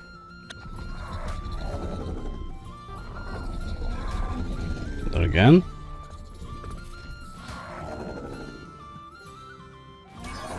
I actually got a lot more things from the Titan than the Dragon. Learned some tech grams, got a trophy, blueprints, weapons, ammo, and armor. I also got a lot of resources like wood and thatch. Further in the canyon, there seemed to be every variation of Spino except Omegas. I also went to all the nearby griffin spots I knew, only to find high-level vanilla ones. Put my new fur chest piece to use as I properly checked out the snow region. I really wasn't finding what I was looking for until I stumbled on some canyon crystal. On day 64, I decided to add another mod, the Creature Finder Deluxe. I felt like I was at the point in my playthrough where I was looking for very specific creatures, and each a needle in their own little haystacks. You could search for anything. First target, a male dark parrot. This would save me some time in locating creatures. What I couldn't seem to locate was the correct spot to put these crosshairs to put this thing down. Come on! Finally, I got it down. Fed it, then brought it home to breed with the parrot I had already. Guys are mating, making little purple babies. Upon looking at the kibble list, it didn't seem like the dark creatures would produce eggs, but I could farm the young for feathers since dark parrots gave all 4 types, and they were needed for celestial and demonic kibble. I could almost make these kibbles, I just needed omega eggs. I checked the creature finder for omegas I thought wouldn't immediately end my existence, and aloe seemed like a solid pick. As I got closer to the marker, I realized where I was. This is over by the wyverns. Okay, well, we just have to be careful. What's going on over there? Well, I found the aloe, along with something else. It's just celestial, I can't beat that. Nope. This is a go back home and make walls kind of day. Out of stone? Really? Okay, not crafting walls either. Day 65 started off with some resource gathering. Then I thought I'd stick around the base a little to take care of some things. I had some dark parrots to raise up for the resources. I also made a few more crop plots to have double production of each crop. It's okay, Chanka, you don't have to move. I like you standing there. Seeded and fertilized them with terminal poop. Made as many XL walls I could, and I placed them down, making me feel a little bit more safe when hearing scary noises that follow me all the way to my base. I then took out all the parrots and harvested them to get tons of elemental hide and feathers. Made up some more charcoal for bullets, then set out to find a better placed omega aloe. Took out an alpha carcanos on the way for polymer and chitin. Then found the aloe was in an even worse spot. It's aloe hanging out with them, wyverns. So, I'd have to face my fear in the stinky stupid swamp. Found a 260 dark griffin that I would definitely have to tame. 260 dark griffin under the water, why? Why? Why are you under the water? I need to stay focused. I actually got distracted by another Omega Sarco I wasn't tracking, but you know what? This still counts. It was in a whole lot of mess. So I had the idea to try and lure it over to the safer islands. Just slowly bring it over. Here we go. Yes, come to me to the safer island. What are you doing? Coming with me into this direction where it's safer. Much safer area now. Now it wouldn't matter where I dropped it. Oh no! I guess I messed up the taming effectiveness a little though, but it really didn't matter since I wasn't planning on using this one anyway. On day 66, I tracked a female Omega Sarco that was a little bit deeper in the muck. I couldn't even see in here, but I thought maybe I could lead her up to this hill. Well, I lured her out, and as much as I tried to get her to go up the hill, she just didn't wanna. Come on, girlie. Eventually, I dropped her down in the icky water where a gang of capros hung by. Now she's in an awful spot. This is awful. Okay, now we gotta kill everything. I tried my best to clear the area of any threats before feeding her kibble. Okay. She tamed up and I was out. Alright, we got it. Back at the base, I had Sarkos breed for more egg layers. I had to stay close for them to breed, so I gathered nearby and took out some fables for loot. I found that I should have been taking out enforcers as well, as they gave up some nice resources. Oh, I should be killing these guys. I kept harvesting stones, which, to be honest, I don't know if this was the best way. I got a lot from the mining drill, but I wasn't sure if I'd benefit more from a creature that harvested stone.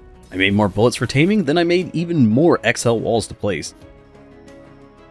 I had a bunch of mini Omega Sargos to raise up on day 67, but I found I was still waiting on eggs for kibble. I needed Primal Blood as well, which I think I would need something stronger. That Dark Griffin in the swamp was looking like a good contender, so I lured it over to the safer islands, keeping my distance and shooting when I could.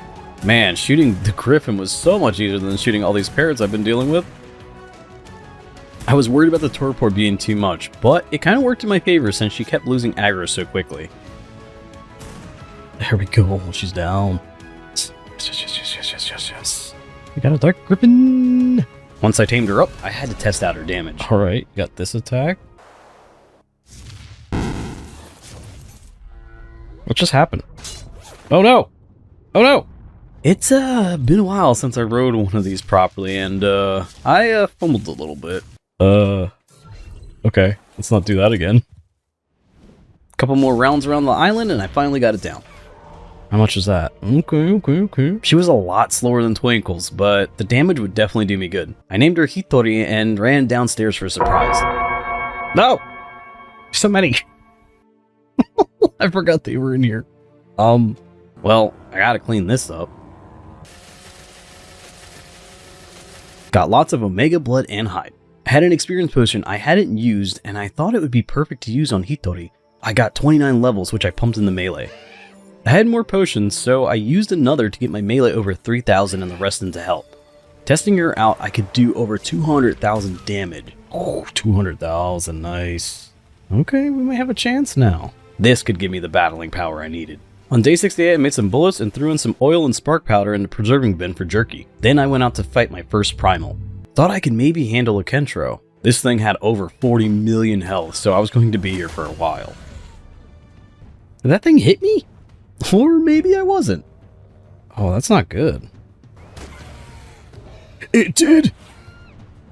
This thing seemed to hit me every single time I dove in for an attack. My Griffin was almost dead, so I had to switch to my Malin. Since there was another dragon here, I figured I'd take it out for loot. It was a little bugged out and kind of in a weird spot, so I used my shotgun for some good damage on it as well. Eventually, it took to the skies where we finished the battle. There we go. I got to take a chomp out of it when it fell out and found out that it didn't drop anything special at all.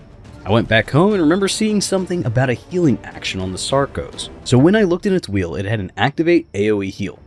Activate. What's that like? Boom. Oh, that's instant heal. And I couldn't even skip primals as I needed the primal blood to get to the next tier. I was going to have to figure out a way to do this. I thought maybe ammo and health packs were the answer. On day 69, I found there were plenty of primals about. Most of them seemed to be megalodons. I couldn't really fight them from the air, but maybe I could fight them in shallow water. So I took a visit to Viking Bay to fight the primal of the bay. Okay, that works. I was going to be here for a bit. Or again, maybe not. Why are you going out to sea, man?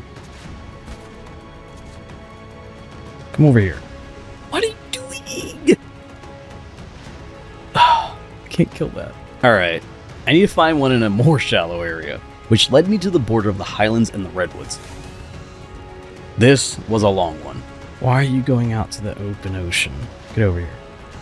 You stuck? Oh, you might be stuck finally. Yes. Stay there forever. No! Stay stuck! They got stuck plenty of times, but managed to wiggle free. We just gotta be patient. We just gotta be patient. And we'll get it. Oh, I can do it like this? Okay. Yeah, let's do it like this. Stay stuck in the rock. And the fight ended up continuing into day 70. Okay, we're just gonna keep doing this. You stay there for the whole time. No, stay stuck. No! And I fought all day. We're almost halfway there. Chipping away at its health. Why are you taunting me like that? It's just taunting me. Look at it. Just out of the water. Just die, butthole. was now day 71, and the battle was long. There was a few times where I thought I couldn't beat it. Come on. You running now? Did all this work. Come on. Stop going down. Until midway through the day, I finally defeated my first Primal. Right there. That's... No, don't go over there. Don't go over there. No. How am I supposed to get? I can't harvest you. Okay. Alright, we got Primal Blood from that. Alright, we did it! Okay. Got some loot, but the real prize, that sweet, sweet Primal Soul, and the 140 Primal Blood. I flew home immediately. I needed bullets, and for bullets, I needed charcoal. For charcoal, I needed wood. Ooh. So I would ride on the back of Hitori while I gathered, which definitely saved me some time. I was moving up, and my base reflected that. I made some more walls to try and finish this wall, and I fell one short. Almost there. I had to be careful with this Primal Blood as I didn't have an easy way to get more. I figured I'd at least make my first 2 demonic kibble and search the creature finder for a potential demonic to tame. And then on day 72 I decided to scratch that idea and made some celestial kibble to have the option of going after either. With 120 Primal Blood left, I took this time to see if there was anything else I could use to push me ahead. I found that a lot of the bosses needed blood and eggs from all different tiers of creatures. This was going to get grindy. I searched the creature finder and I saw that there were celestial Argies, which seemed to be the only flyer in this whole list. That would be huge to have a flyer at this tier. So I figured this would be the move, to tame a high level male and then a lower level female for a pair. Until then, I was going to need some tranks. I was lacking in narcotics, so I took Chunk out for some narcoberries. Made a bunch of regular narcotics in the chemistry bench, and I noticed that a lot of craftables needed more Apex blood. So I tossed out the Dilos to make a bunch more babies. This was actually a problem for a lot of my resources. So then I just tossed out some fables to breed for eggs and blood. Then dark parrots for all the feather types. Then I got to working on some more narcotics for bullets. Made some primal trank bullets, then turned to the rest of what Apex narcotics I had into bullets. A lot of bullet making here, all for the bullets. I was crafting a bunch and I definitely needed a little more help in the gathering department, so I looked up some fabled creatures and found there was a max level fabled magmasaur. I marked it, and on day 73 I went out to the desert to look for my new lava buddy. I didn't want to waste bullets trying to tame it, but it was around a lot of really nasty things. Ooh, what's that thing? You serious? Thought if I could lead it to the shore, it'd be a little bit safer. Come in this direction, please. Shooting it was easy enough, especially when it got stuck on some trees. I tamed her up quickly with a tame helper and 2 fabled kibble. On my way back, I took out any apex creature for the blood since I was going to need all I could get. Only thing stopping me from saddling her up? Cementing paste. 122 to be exact. I harvested some stone to try and craft the paste, but switched up to try and find some enforcers or defense units to kill. Because this thing's so strong. Give me a cementing base. That's all I got. Okay. I thought I'd get more from it, but between everything, I had enough to craft the fabled magmasaur saddle. Alright, we got our super colorful lizard lady. We're gonna get all kinds of stuff. We're gonna get obsidian. We're gonna get stone. Look how much of that stone. Look at all that metal. Oh, that's disgusting. Now, normally a vanilla magmasaur is a gathering beast, but this fabled magmasaur was on another level, gathering resources like metal, obsidian, and stone with ease. She was so much faster. She was picking up so much obsidian, I'm about to start a rock museum. She was the best, and I named her Charmaggie. Cementing paste was turning out to be a real problem, so on day 74 I went out to collect some from some beaver dams. There's a little 2 birds 1 stone kind of thing, because I do need wood too. I could gather up some wood while I was at it since I was just burning through it. Upon reaching the beavers, I was met with something unpleasant. Heck is that thing? Come on. This guy's over here eating up all the beavers. I looked around and although it was scarce, I did find some dams. So now I was playing a little mini game with the aloe, because nothing says good life choices like poking around a beaver dam next to a murder lizard. Okay, we're just playing a weird game of tag, I guess. I don't know. Once back, I organized some items. Even made another preserving bin for jerky since I was running low for kibble. I don't know why I didn't make this before. Also, I don't know why I didn't finish this wall yet. Finished it. Yay. There's a lot of things going on and I kept getting distracted. But since it was now finished, I made another soul terminal on this floor. I needed some fertilized egg collection going on since I was going to need a lot of creatures for resources. It was now day 75 and I didn't have very many primal bullets, but some had to be better than none, right? Also, getting a next level flyer would be great. So I set out to try and tame a celestial RG. I had a really hard time shooting this thing. Okay. There we go. It had ranged attacks and the primal bullets really didn't do that much torpor for me before. That didn't really do that much at all. I think if it was just me and the RG it wouldn't be so bad, but there was like 1,000 other things happening. I couldn't tell if it was after me or what wasn't after me. There was a dragon, a manticore, celestials, all kind of things flying around, plus it was just explosions in my ear as well. I decided it'd be best to dip out and head back home to think about my options. Even if I could tame a celestial, I need celestial hide for a saddle. It seems like the demonics were the creatures that I'd be able to take out a little bit easier since all of them were grounded. There was a pair of demonic thorny dragons I could tame nearby, so I decided to go after the lower level first. She didn't have as much torpor, so this seemed a little bit more doable. Alright, that only did 15k? Really? Okay, I'm not even hitting these bullets, these expensive bullets. Keeping my distance, I kept shooting all into the night and into the next day. Eventually, when she started running on day 76, she tried drowning herself, so I had to help her a little bit. Don't go in the water, ding dong! What you doing? Get out of the water, stupid. Get out of the water, please. What's that? Get out of the water! I gotta save this dum-dum.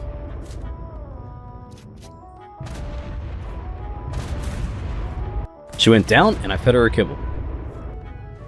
We got our first demonic. I checked for the male, and he seemed to vanish from the finder. I needed to replenish my bullets, so I made as many as I could. Made another kibble, then I set out to tame a high-level male since that's all there was left. It had over 2 million torpor. Guess we're trying this. And I spent the long task of knocking this dragon out.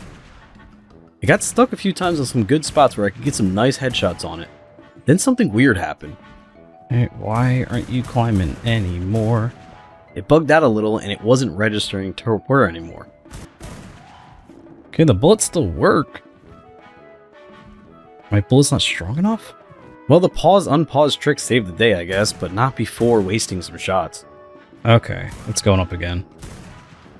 It took all day, but I started running, and of course it was in a way more dangerous spot. No! Oh, now you're running towards all kinds of bad stuff. And if that wasn't enough, then my rifle broke. My thing broke. But it was still a victory, as the last bullet I shot, the torpor was still climbing up and it officially knocked it out. Oh, he's out. I fed and tamed up the demonic on day 77, and I got out of there quickly since I was surrounded by microraptors and all kinds of things that wanted to mess up my day. Upon returning to the base, I found that the other dragon was already producing eggs. Well, an egg. But hey, it's a start. First thing to do is to get them breeding. I need a hide for saddle, and getting a baby with all the good stats plus imprint bonus would be huge. I got my first egg, and I'd need an air conditioner to hatch it. Too hot.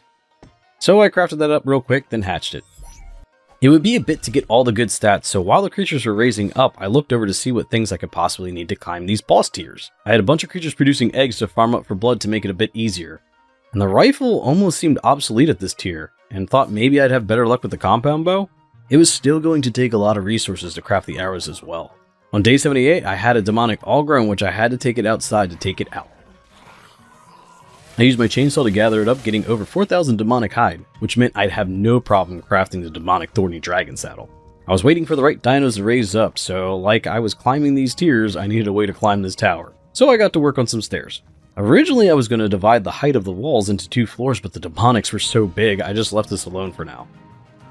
It would be too much luck to get one baby with all the good stats, so I chose to raise a female baby with most of the good stats to breed with the male that I already have. I did a lot of waiting around this day, so this was as good a time as any to cut, dye, and style my look. And once the female raised up on day 79, I had her breed with the male. I only needed one baby with the good stamina stat, and I'd have a beast of a dragon. I spent the majority of this day gathering what resources I needed to work on my base.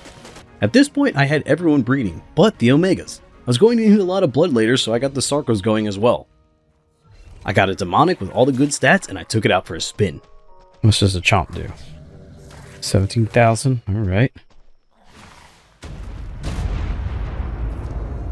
Alright. 10,000 a hit. Okay. Okay, let's get powered up. We can power up. If we're powered up, how much does that do? Ooh, it's like double. What's this attack do? Dang. Dang. What about this? Dang. Oh, that's all just base. That's just base. Let's get the melee up. 4,000 melee, maybe some health? 6 million? How much am I doing to you? This thing was a monster. I named him Shadow Scale, and this was going to be our primal killer. And on day 80, I took him out to find a primal megalodon in shallow water. I brought some behemoth gates to attempt to trap it, but it was just kind of annoying to do in this location, so I just decided to wing it. Dang. Okay. A lot of things happened at the same time. I was like 2 seconds. What's this thing? He's my thorny dragon. He's cute. Ah, yes. My cute little murder dragon. Primal blood and hive won't be a problem now with this beast. I figured I'd take him over to the primal aloe that was terrorizing those beavers. This battle was a little tougher only because I kept hitting rocks and other creatures, but compared to how long it took me before, this battle ended in no time at all. I'm in a much different space than I was 10 days ago, where it took me almost 2 days to kill one primal. Since the area was clear of this scourge, I took this time to take all I could from the dams for some much needed cementing paste. On day 81, I needed to make some fur pants because it was now time to move up in the world and start picking fights with some origins, which were the next tier of boss dinos. Fur pants were needed since I thought about starting with the Origin Kairuku, since it's basically Apocalypse Penguin, but it had the lowest HP, so in an origin sense it was nice and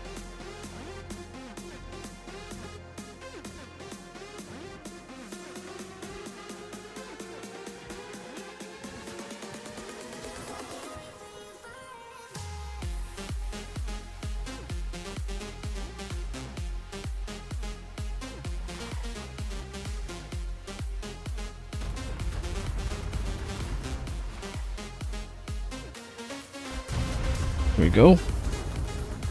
That's nice. That's nice.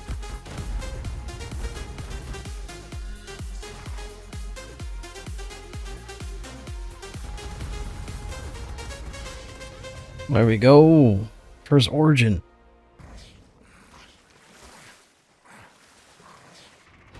Is there a bag? Did I get anything from this thing? No?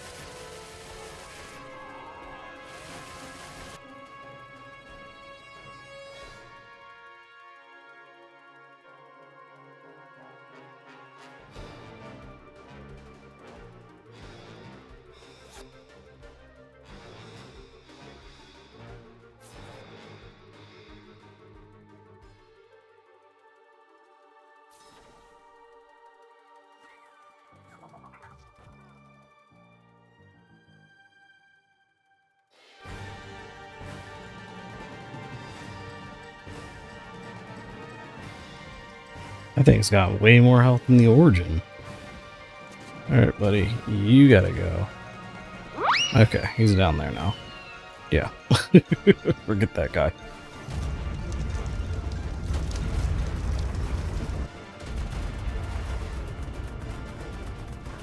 That thing's so stuck.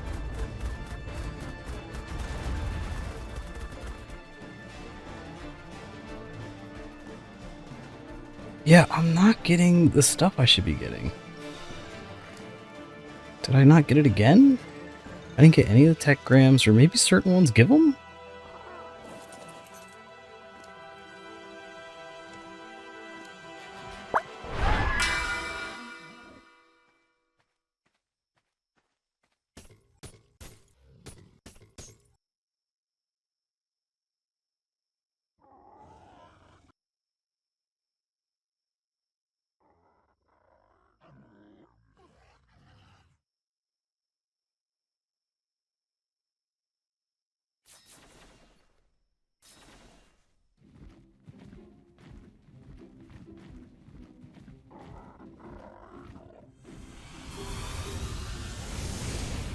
There's like 1,000 things here. Look at this.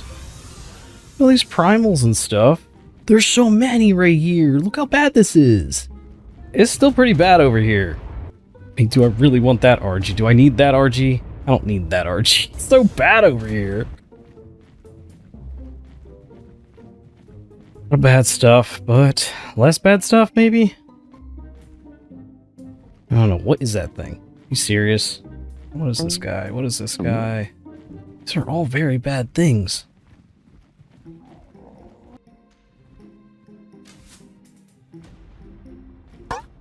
Oh, I got it.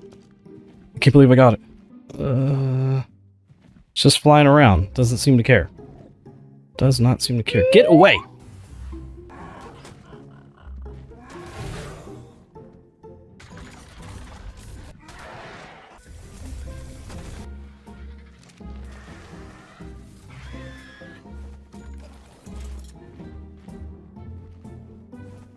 Have no soul traps.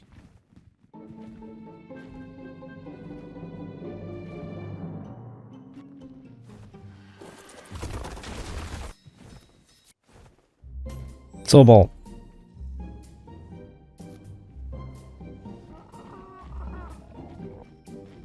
Oh, cool. You're near the primal. That's great.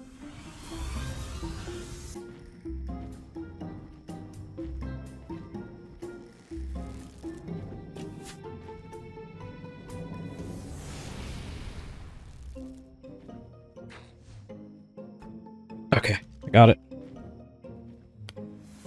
Alright, it's out. It's out, it's out, it's out.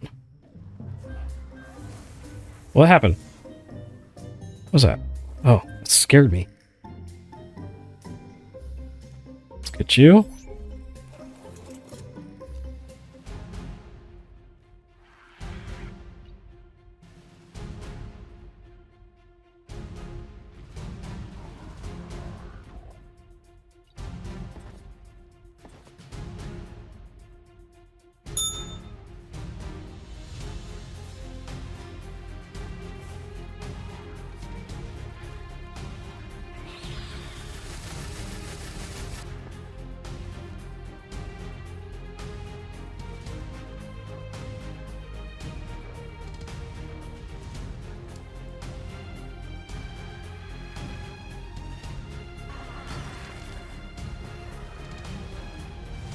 It's a base hit.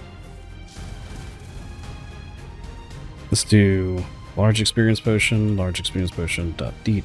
What did I get that over? 6,000? Let's get this over 6 million.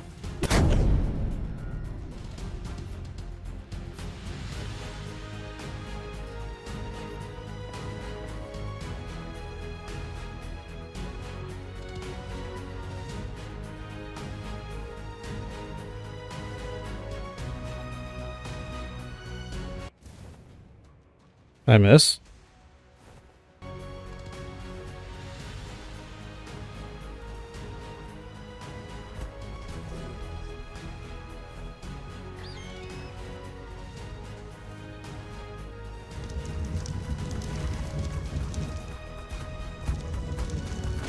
All right.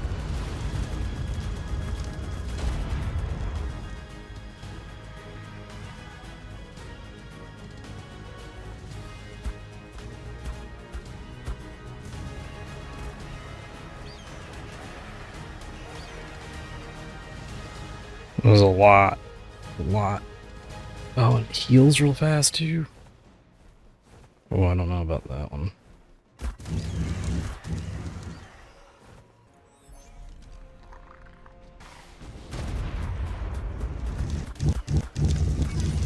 Yes.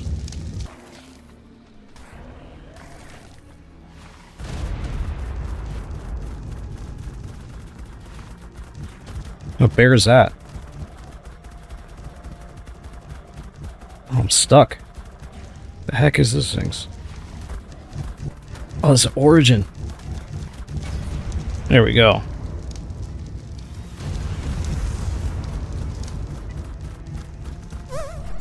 Get out of here, you.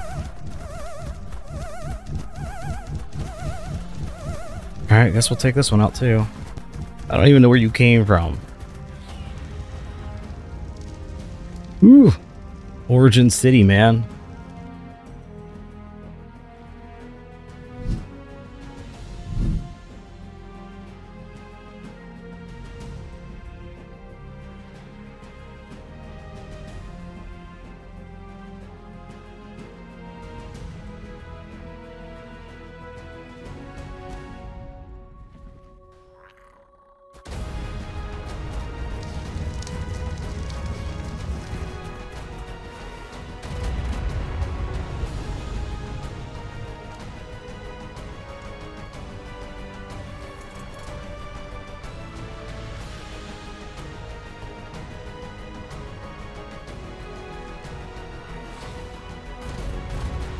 You gotta go. Bye, that's it.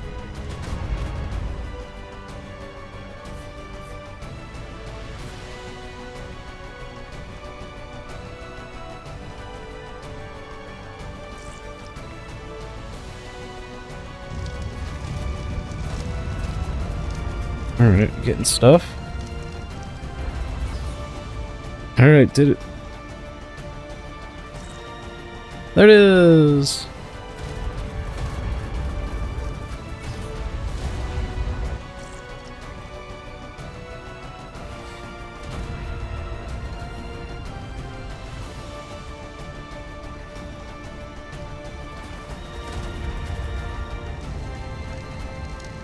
One more hit. There we go. Yo.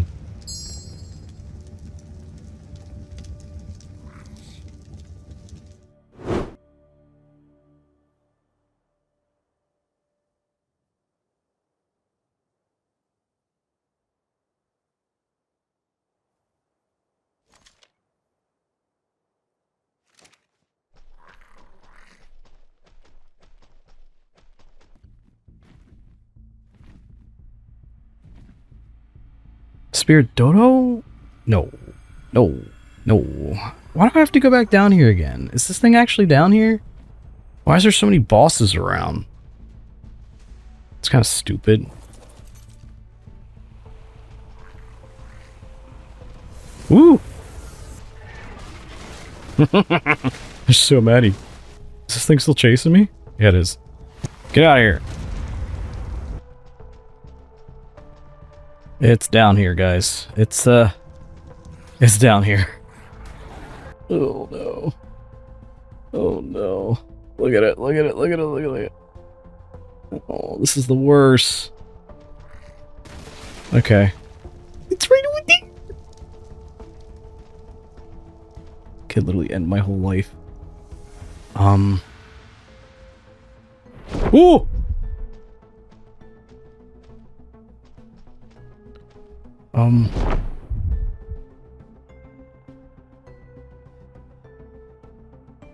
Okay, let's just run. Let's make a run for it. They can't get us down here, right? Get out of my way! Die, you!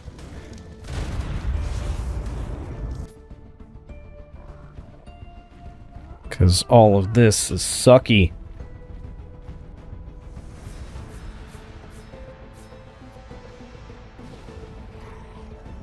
Oh, you can hit me from there. Okay. I'm going. Shoot you out the sky. Alright, easy. Can I get you out the sky?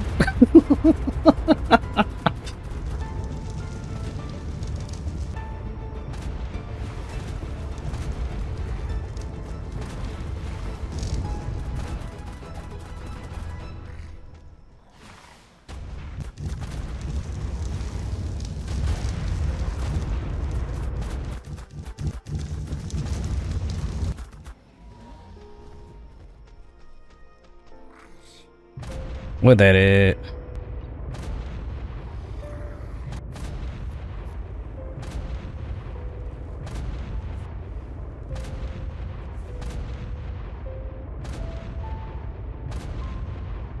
We need Celestial Soul. Demonic Emperor Soul. One. I'm gonna have to fight it twice. So we're just gonna have to harvest a whole bunch of more origins.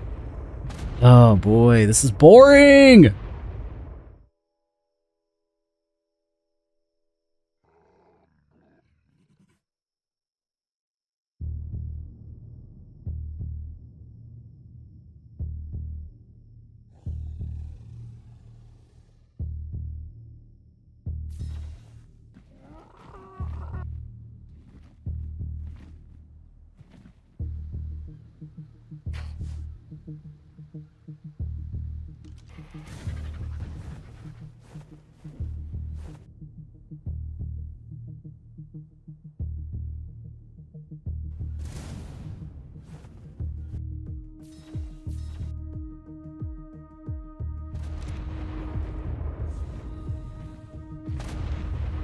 It is not ideal, and this little demon baby is a little faster than the other thing.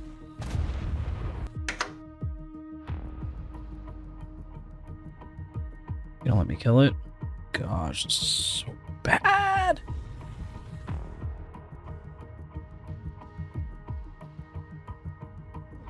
Little demon baby. You can try it.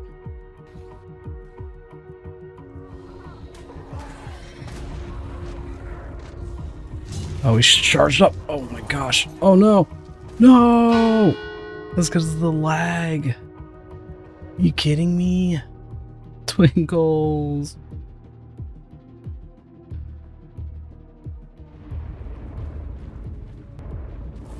Alright, let me get everything out. This little demon baby.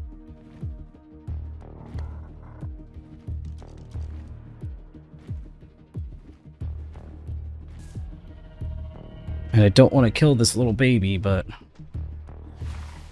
it might go. No! Alright, I killed the baby. Ugh, that's not what I wanted. All that for nothing? Oh, that sucks.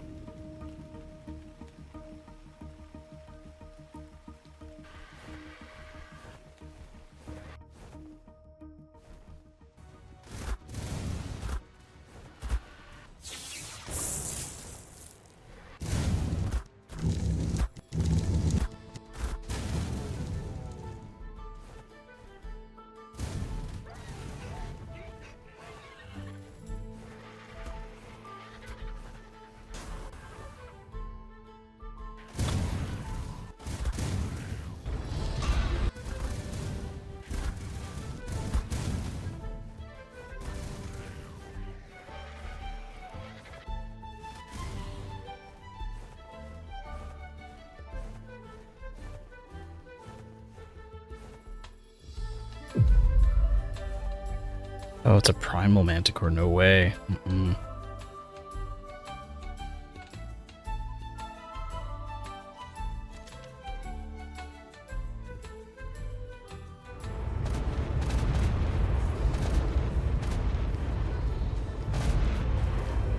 Let's take him out.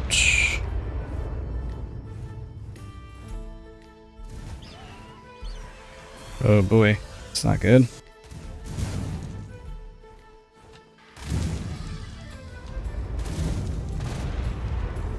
Alright, we got it. Ooh, I'm dying. I'm dying. Uh-oh. Okay, that was not good.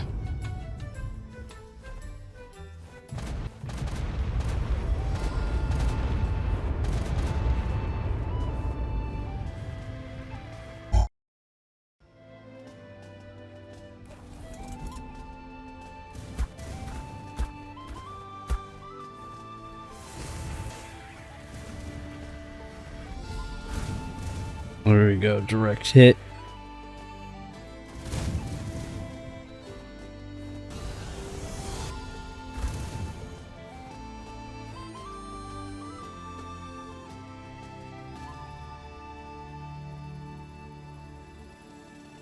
Try to do this one first. I just need the Celestial Emperor Soul.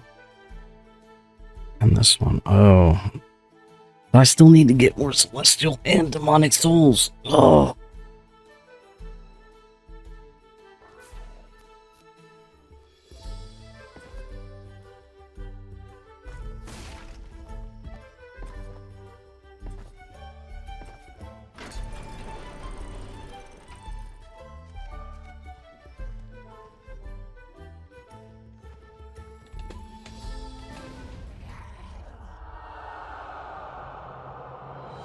Here we go.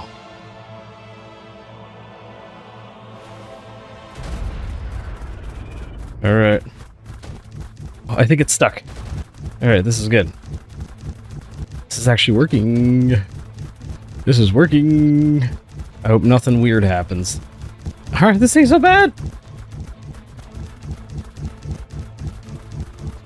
Oh, we got 16 million. Oh, we got this. We got this. This was easy. I don't know what I was worried about.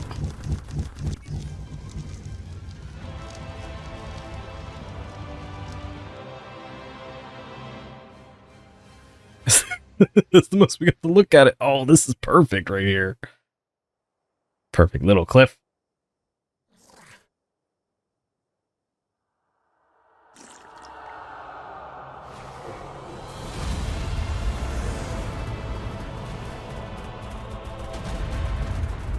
Okay. Oh. That's not good. That could still hit us. Kinda. Can it? I can't tell. Oh, it's right under us. Oh, I'm on fire. Alright, this is bad. Here we go. Ooh, that got a little scary. Powered me down. Oh. I can't power up. That's okay, though. That's okay, though. We still got it. There we go. Alright, that was a little scary.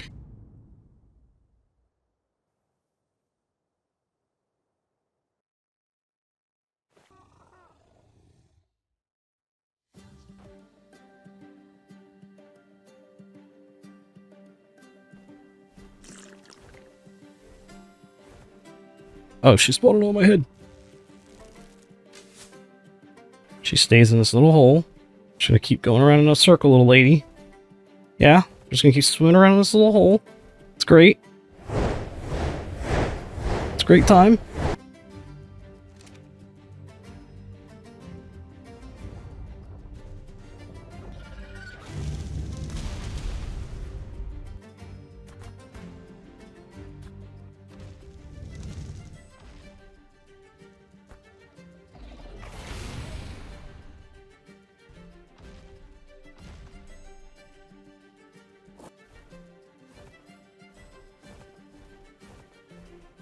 At the bottom.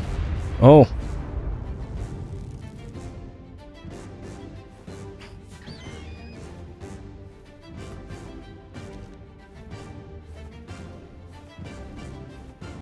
Hello?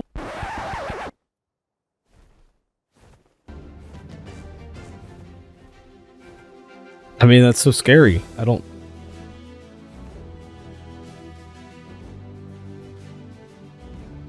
You in here? No. Under the water? You fall through the world? I don't know. Nope. Okay.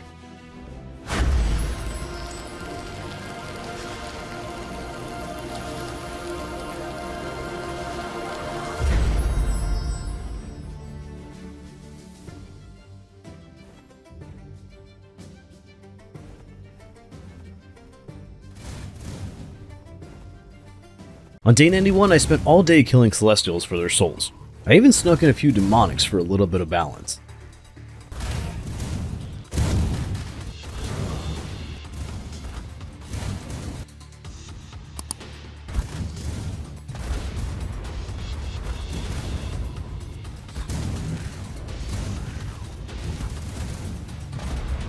While I flew around the whole map earlier, I did keep checking for artifactos, but none had spawned yet.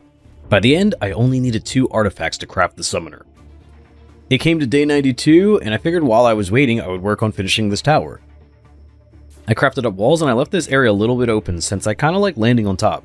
I had a bunch of trophies and flags from all the bosses that I killed over these 100 days. So I put a flag in each of the spots, and then I put trophies next to their flags. Funky. I had just enough space for each flag with one left over. I thought a broodmother would look cool, so I went out to go fight one real quick. Yay, I got my flag. Since I was in the desert and this is where the artifactos like to hang out, I checked to see if one had spawned, and one finally did, up in the snowy mountains. I got 4 artifacts along with a little scare. There we go. Oh. Oh, what just got me? What was that? Oh, snap. Oh, snap. Oh, snap. Oh, snap. Go.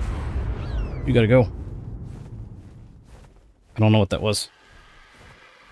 Well, we're out of here. And now we got the flag. There we go. With those last artifacts, I had enough to make the Chaos Guardian Summoner. I started working on my partial roof on day 93 as I was hoping for another artifacto spawn, since I needed a lot more artifacts for bosses. I had a lot more triangle roofs to craft and figured instead of waiting, maybe I should do more doing. So I took the Spirit Guardian Summoner to a place I thought would be a good spot to fight it. Thought this little cave under these ruins would do a good job. I positioned Shadow Scale in a way thinking I could just cheese it through these holes that it might pop up at. So I summoned it. Ever near? Ooh!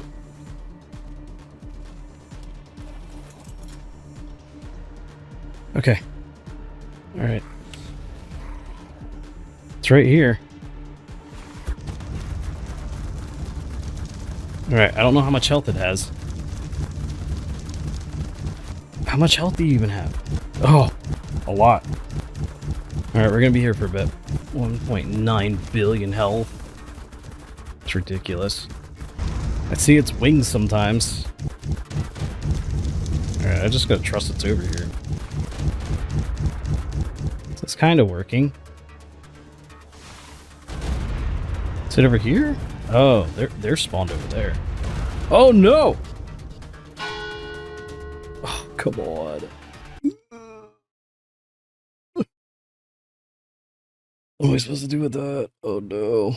Shadow Scale was my strongest creature and they just died. I wasn't sure what to do at this point, and getting my stuff back would be really difficult now. I'm not sure what happened, but the strategy was working. I have a Demonic Reaper Empress I haven't used yet, and one would think it's stronger than the Demonic Thorny Dragon. I used a bunch of XP potions to level up some, and healed it with an Omega Sarcofart before heading back into the fight. I was taking this thing head on, and this was the first time getting a good look at this huge wyvern made of light.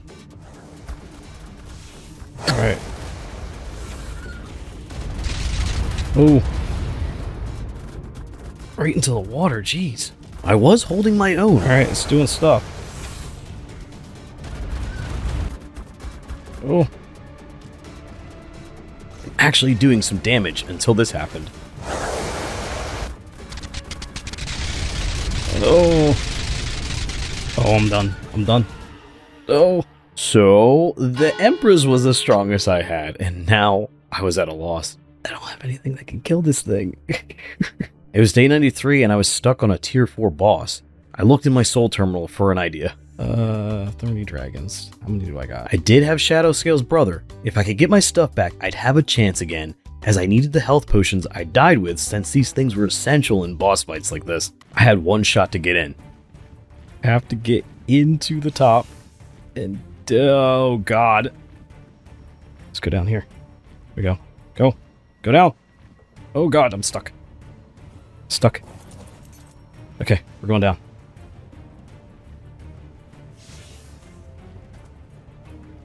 I have no soul traps. Oh no. Oh.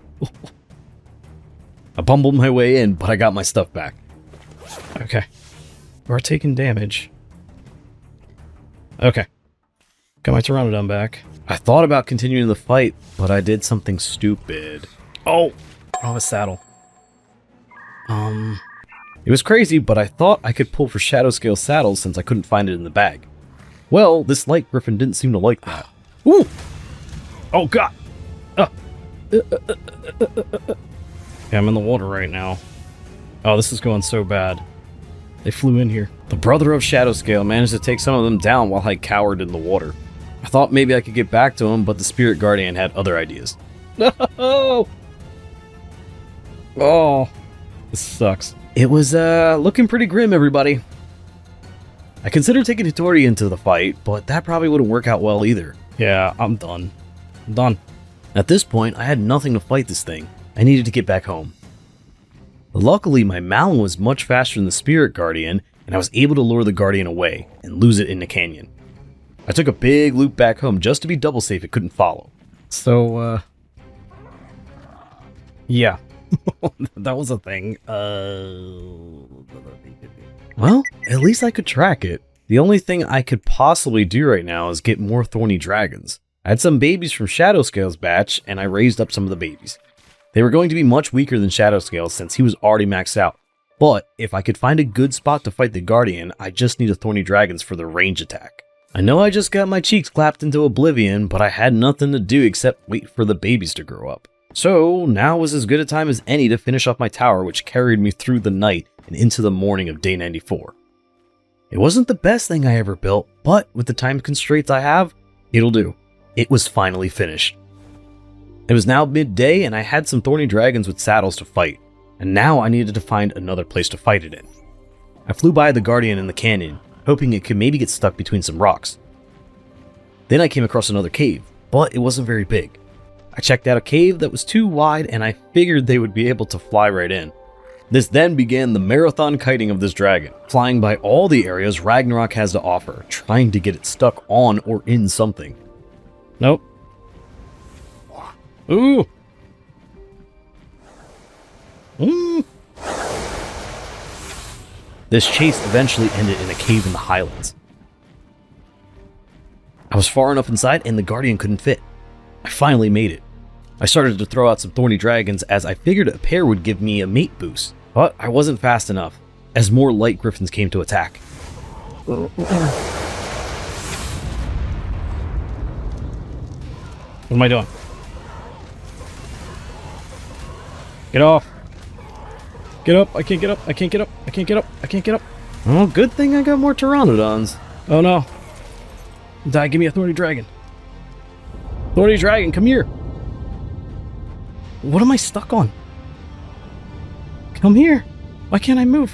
I can't even move. I can't even move. What is this? Now I'm drowning? Oh no! Oh my god. I was able to get back pretty quickly and slip by it pretty easily. Ooh. I got in and took out the minions. Let me ride one. There we go. Once that happened, I was able to get my stuff back. The new problem was I couldn't do my ranged attacks in the water, so I needed to set my dragons back up. It took some figuring out, but I eventually got them set up. I had to lure the Guardian back. But on day 95, I started the long battle of lobbing exploding fire quills at this rocky cloud. With almost 2 billion health, doing almost 54,000 splash damage, since I didn't have a clear shot, this took forever. All day, in fact. Over here having a refreshing beverage. Oh, 1 billion health. Alright, now this feels doable. We're under 1 billion health. We're more than halfway there. My middle finger was busted after this, with my hand stuck in a claw position, but in the early morning hours of day 96, I did it.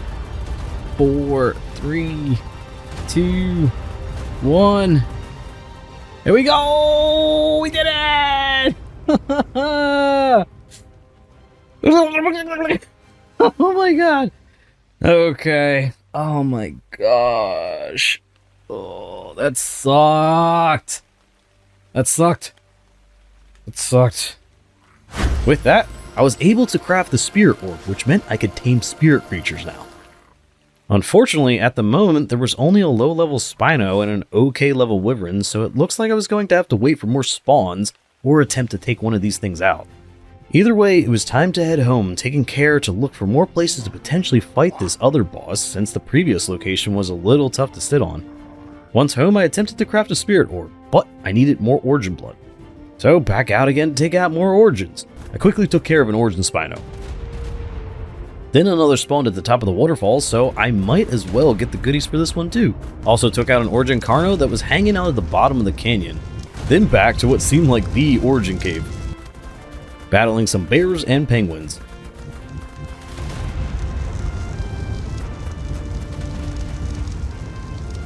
I was checking out some of the creatures that were available in the finder and I saw that there was a 320 spirit wyvern. I had to go after it, and since I spent time hunting origins, I was able to craft some more origin trank arrows. Okay, we can make a spirit orb. Oh wow.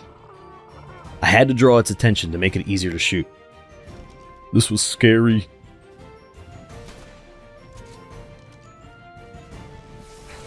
Okay, I got it. Oh! I got it. I shot it. In the end, it didn't matter if I had no fall damage boots since the spirit took my spirit in the end. Shot it though. But it was okay since I came back with another Pteranodon and arrived just to see the wyvern pass out. It instantly tamed with the spirit orb, and now I had my first spirit dino. We had the power of a nuke now, and I took to the skies confidently. I picked a fight with an origin RG, and it was a little weird with attacking, but it gave me a chance to get used to the controls. I was better off landing and blowing nukes right into its face. I'd be able to take out origins a little faster with this creature, but with only a few days left, I don't think it would be enough to get all the origins I needed. I took out the Celestials and the Demonics that I saw on the way home. She was the ray of sunshine I needed at the end of this journey, and that's what I named her. You definitely shed some light on this journey here. The Chaos Guardian was up next, and I saw that there was a high-level Spirit Thyla and figured this would make the fight go a little faster with a more powerful dino. So on day 97, I made up another Spirit Orb and I headed out to the Redwoods to tame it. This thing was over here just hanging out on a tree like a regular Thyla, so this should be pretty easy to take down in one shot. There we go. It fell, but then it wanted to hop right back up to fall asleep on the tree. Are you just gonna hang up there? I said I want to stay on my safe tree. Safe tree only. Once it fell, I took out anything that could potentially mess with it, and I had some party crashers. Oh no no no no no.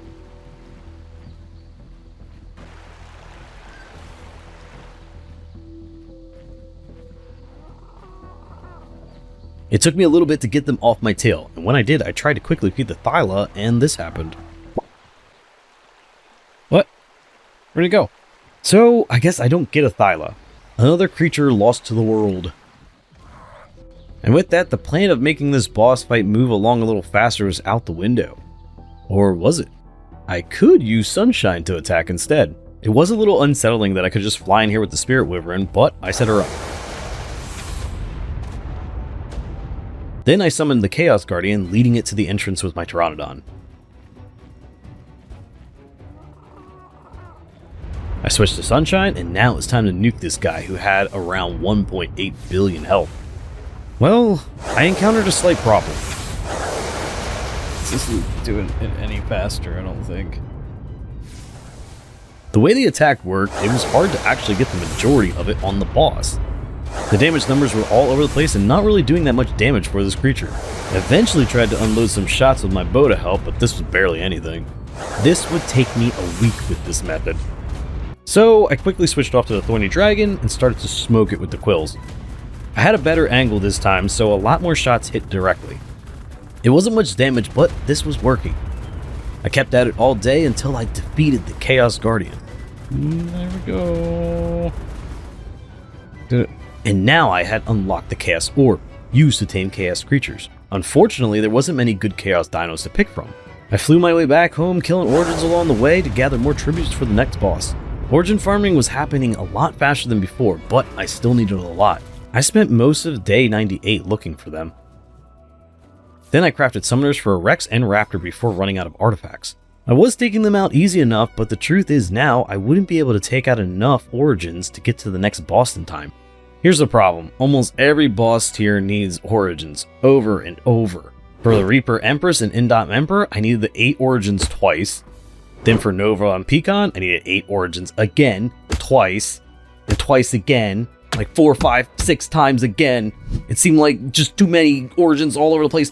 And with each one of these things having millions and millions of health, it's a lot of origins. And I know I got smited before for saying this, but this is boring. Not only that, I needed many artifacts to craft the origin summers for the ones that didn't spawn on the map, and I needed the artifacts for certain boss summoners. If I keep going at this rate, days 99 and 100 will be, and then I killed more origins for their tributes until day 100 happened, the end. So here's what I'm gonna do. Oh yeah, at some point I killed a vanilla ice titan, but big whoop, who cares? Yeah, that's how powerful I am. Anyway, back to what I was going to do. It's clear at this point I won't be able to go to the end to fight all the boss tiers, but I can at least take on one of the bosses in the next tier. Nova, the Destroyer. Day 99 started off with me doing some reflecting. Farming more origins on this day just seemed pointless since I could farm them probably for another 100 days and wonder if I ever actually see another stupid artifacto spawn.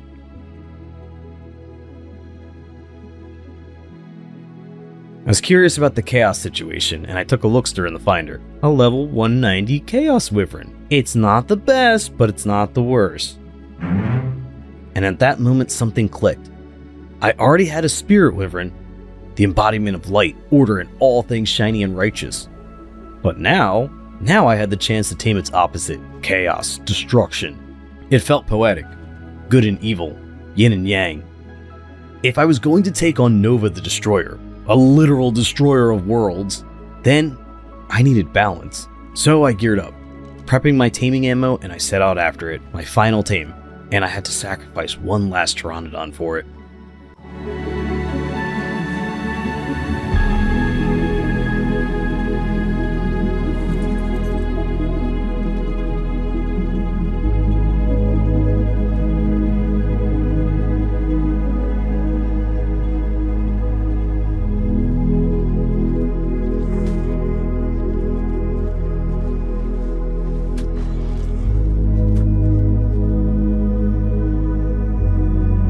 And there it was. The Chaos Wyvern was mine. Now I had both. And tomorrow they'd both take flight with me into the final battle against Nova.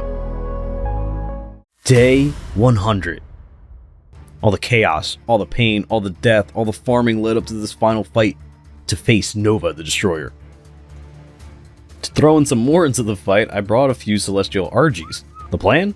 Let them peck out Nova's eyes while Sunshine, Shadow, and I rain bombs from above.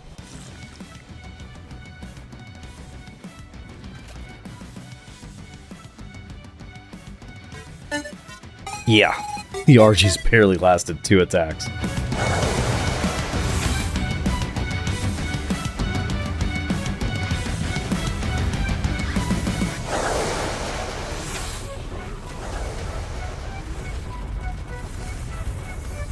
That left me and Sunshine to care to fight.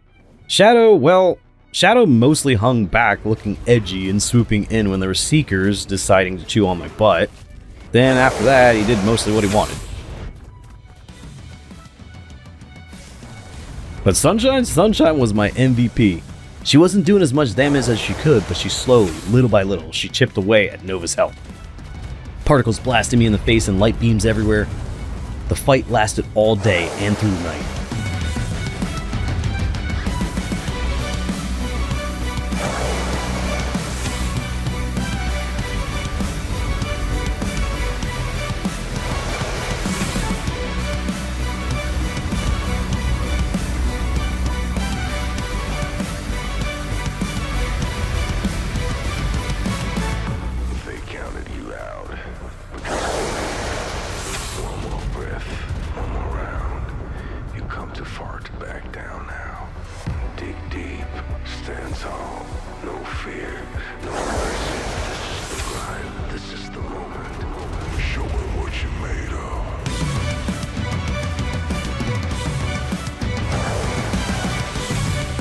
The fight lasted all day and through the night, and in the early morning hours of the next day, Nova finally fell. 100 days of grinding, taming, dying, and screaming all led to this moment. Victory! And with Nova defeated, my 100 days in Primal Fear came to an end. Was it perfect? No. Half the time I barely knew what I was doing, but I figured it out. And in the end, I stood on top. Or did I?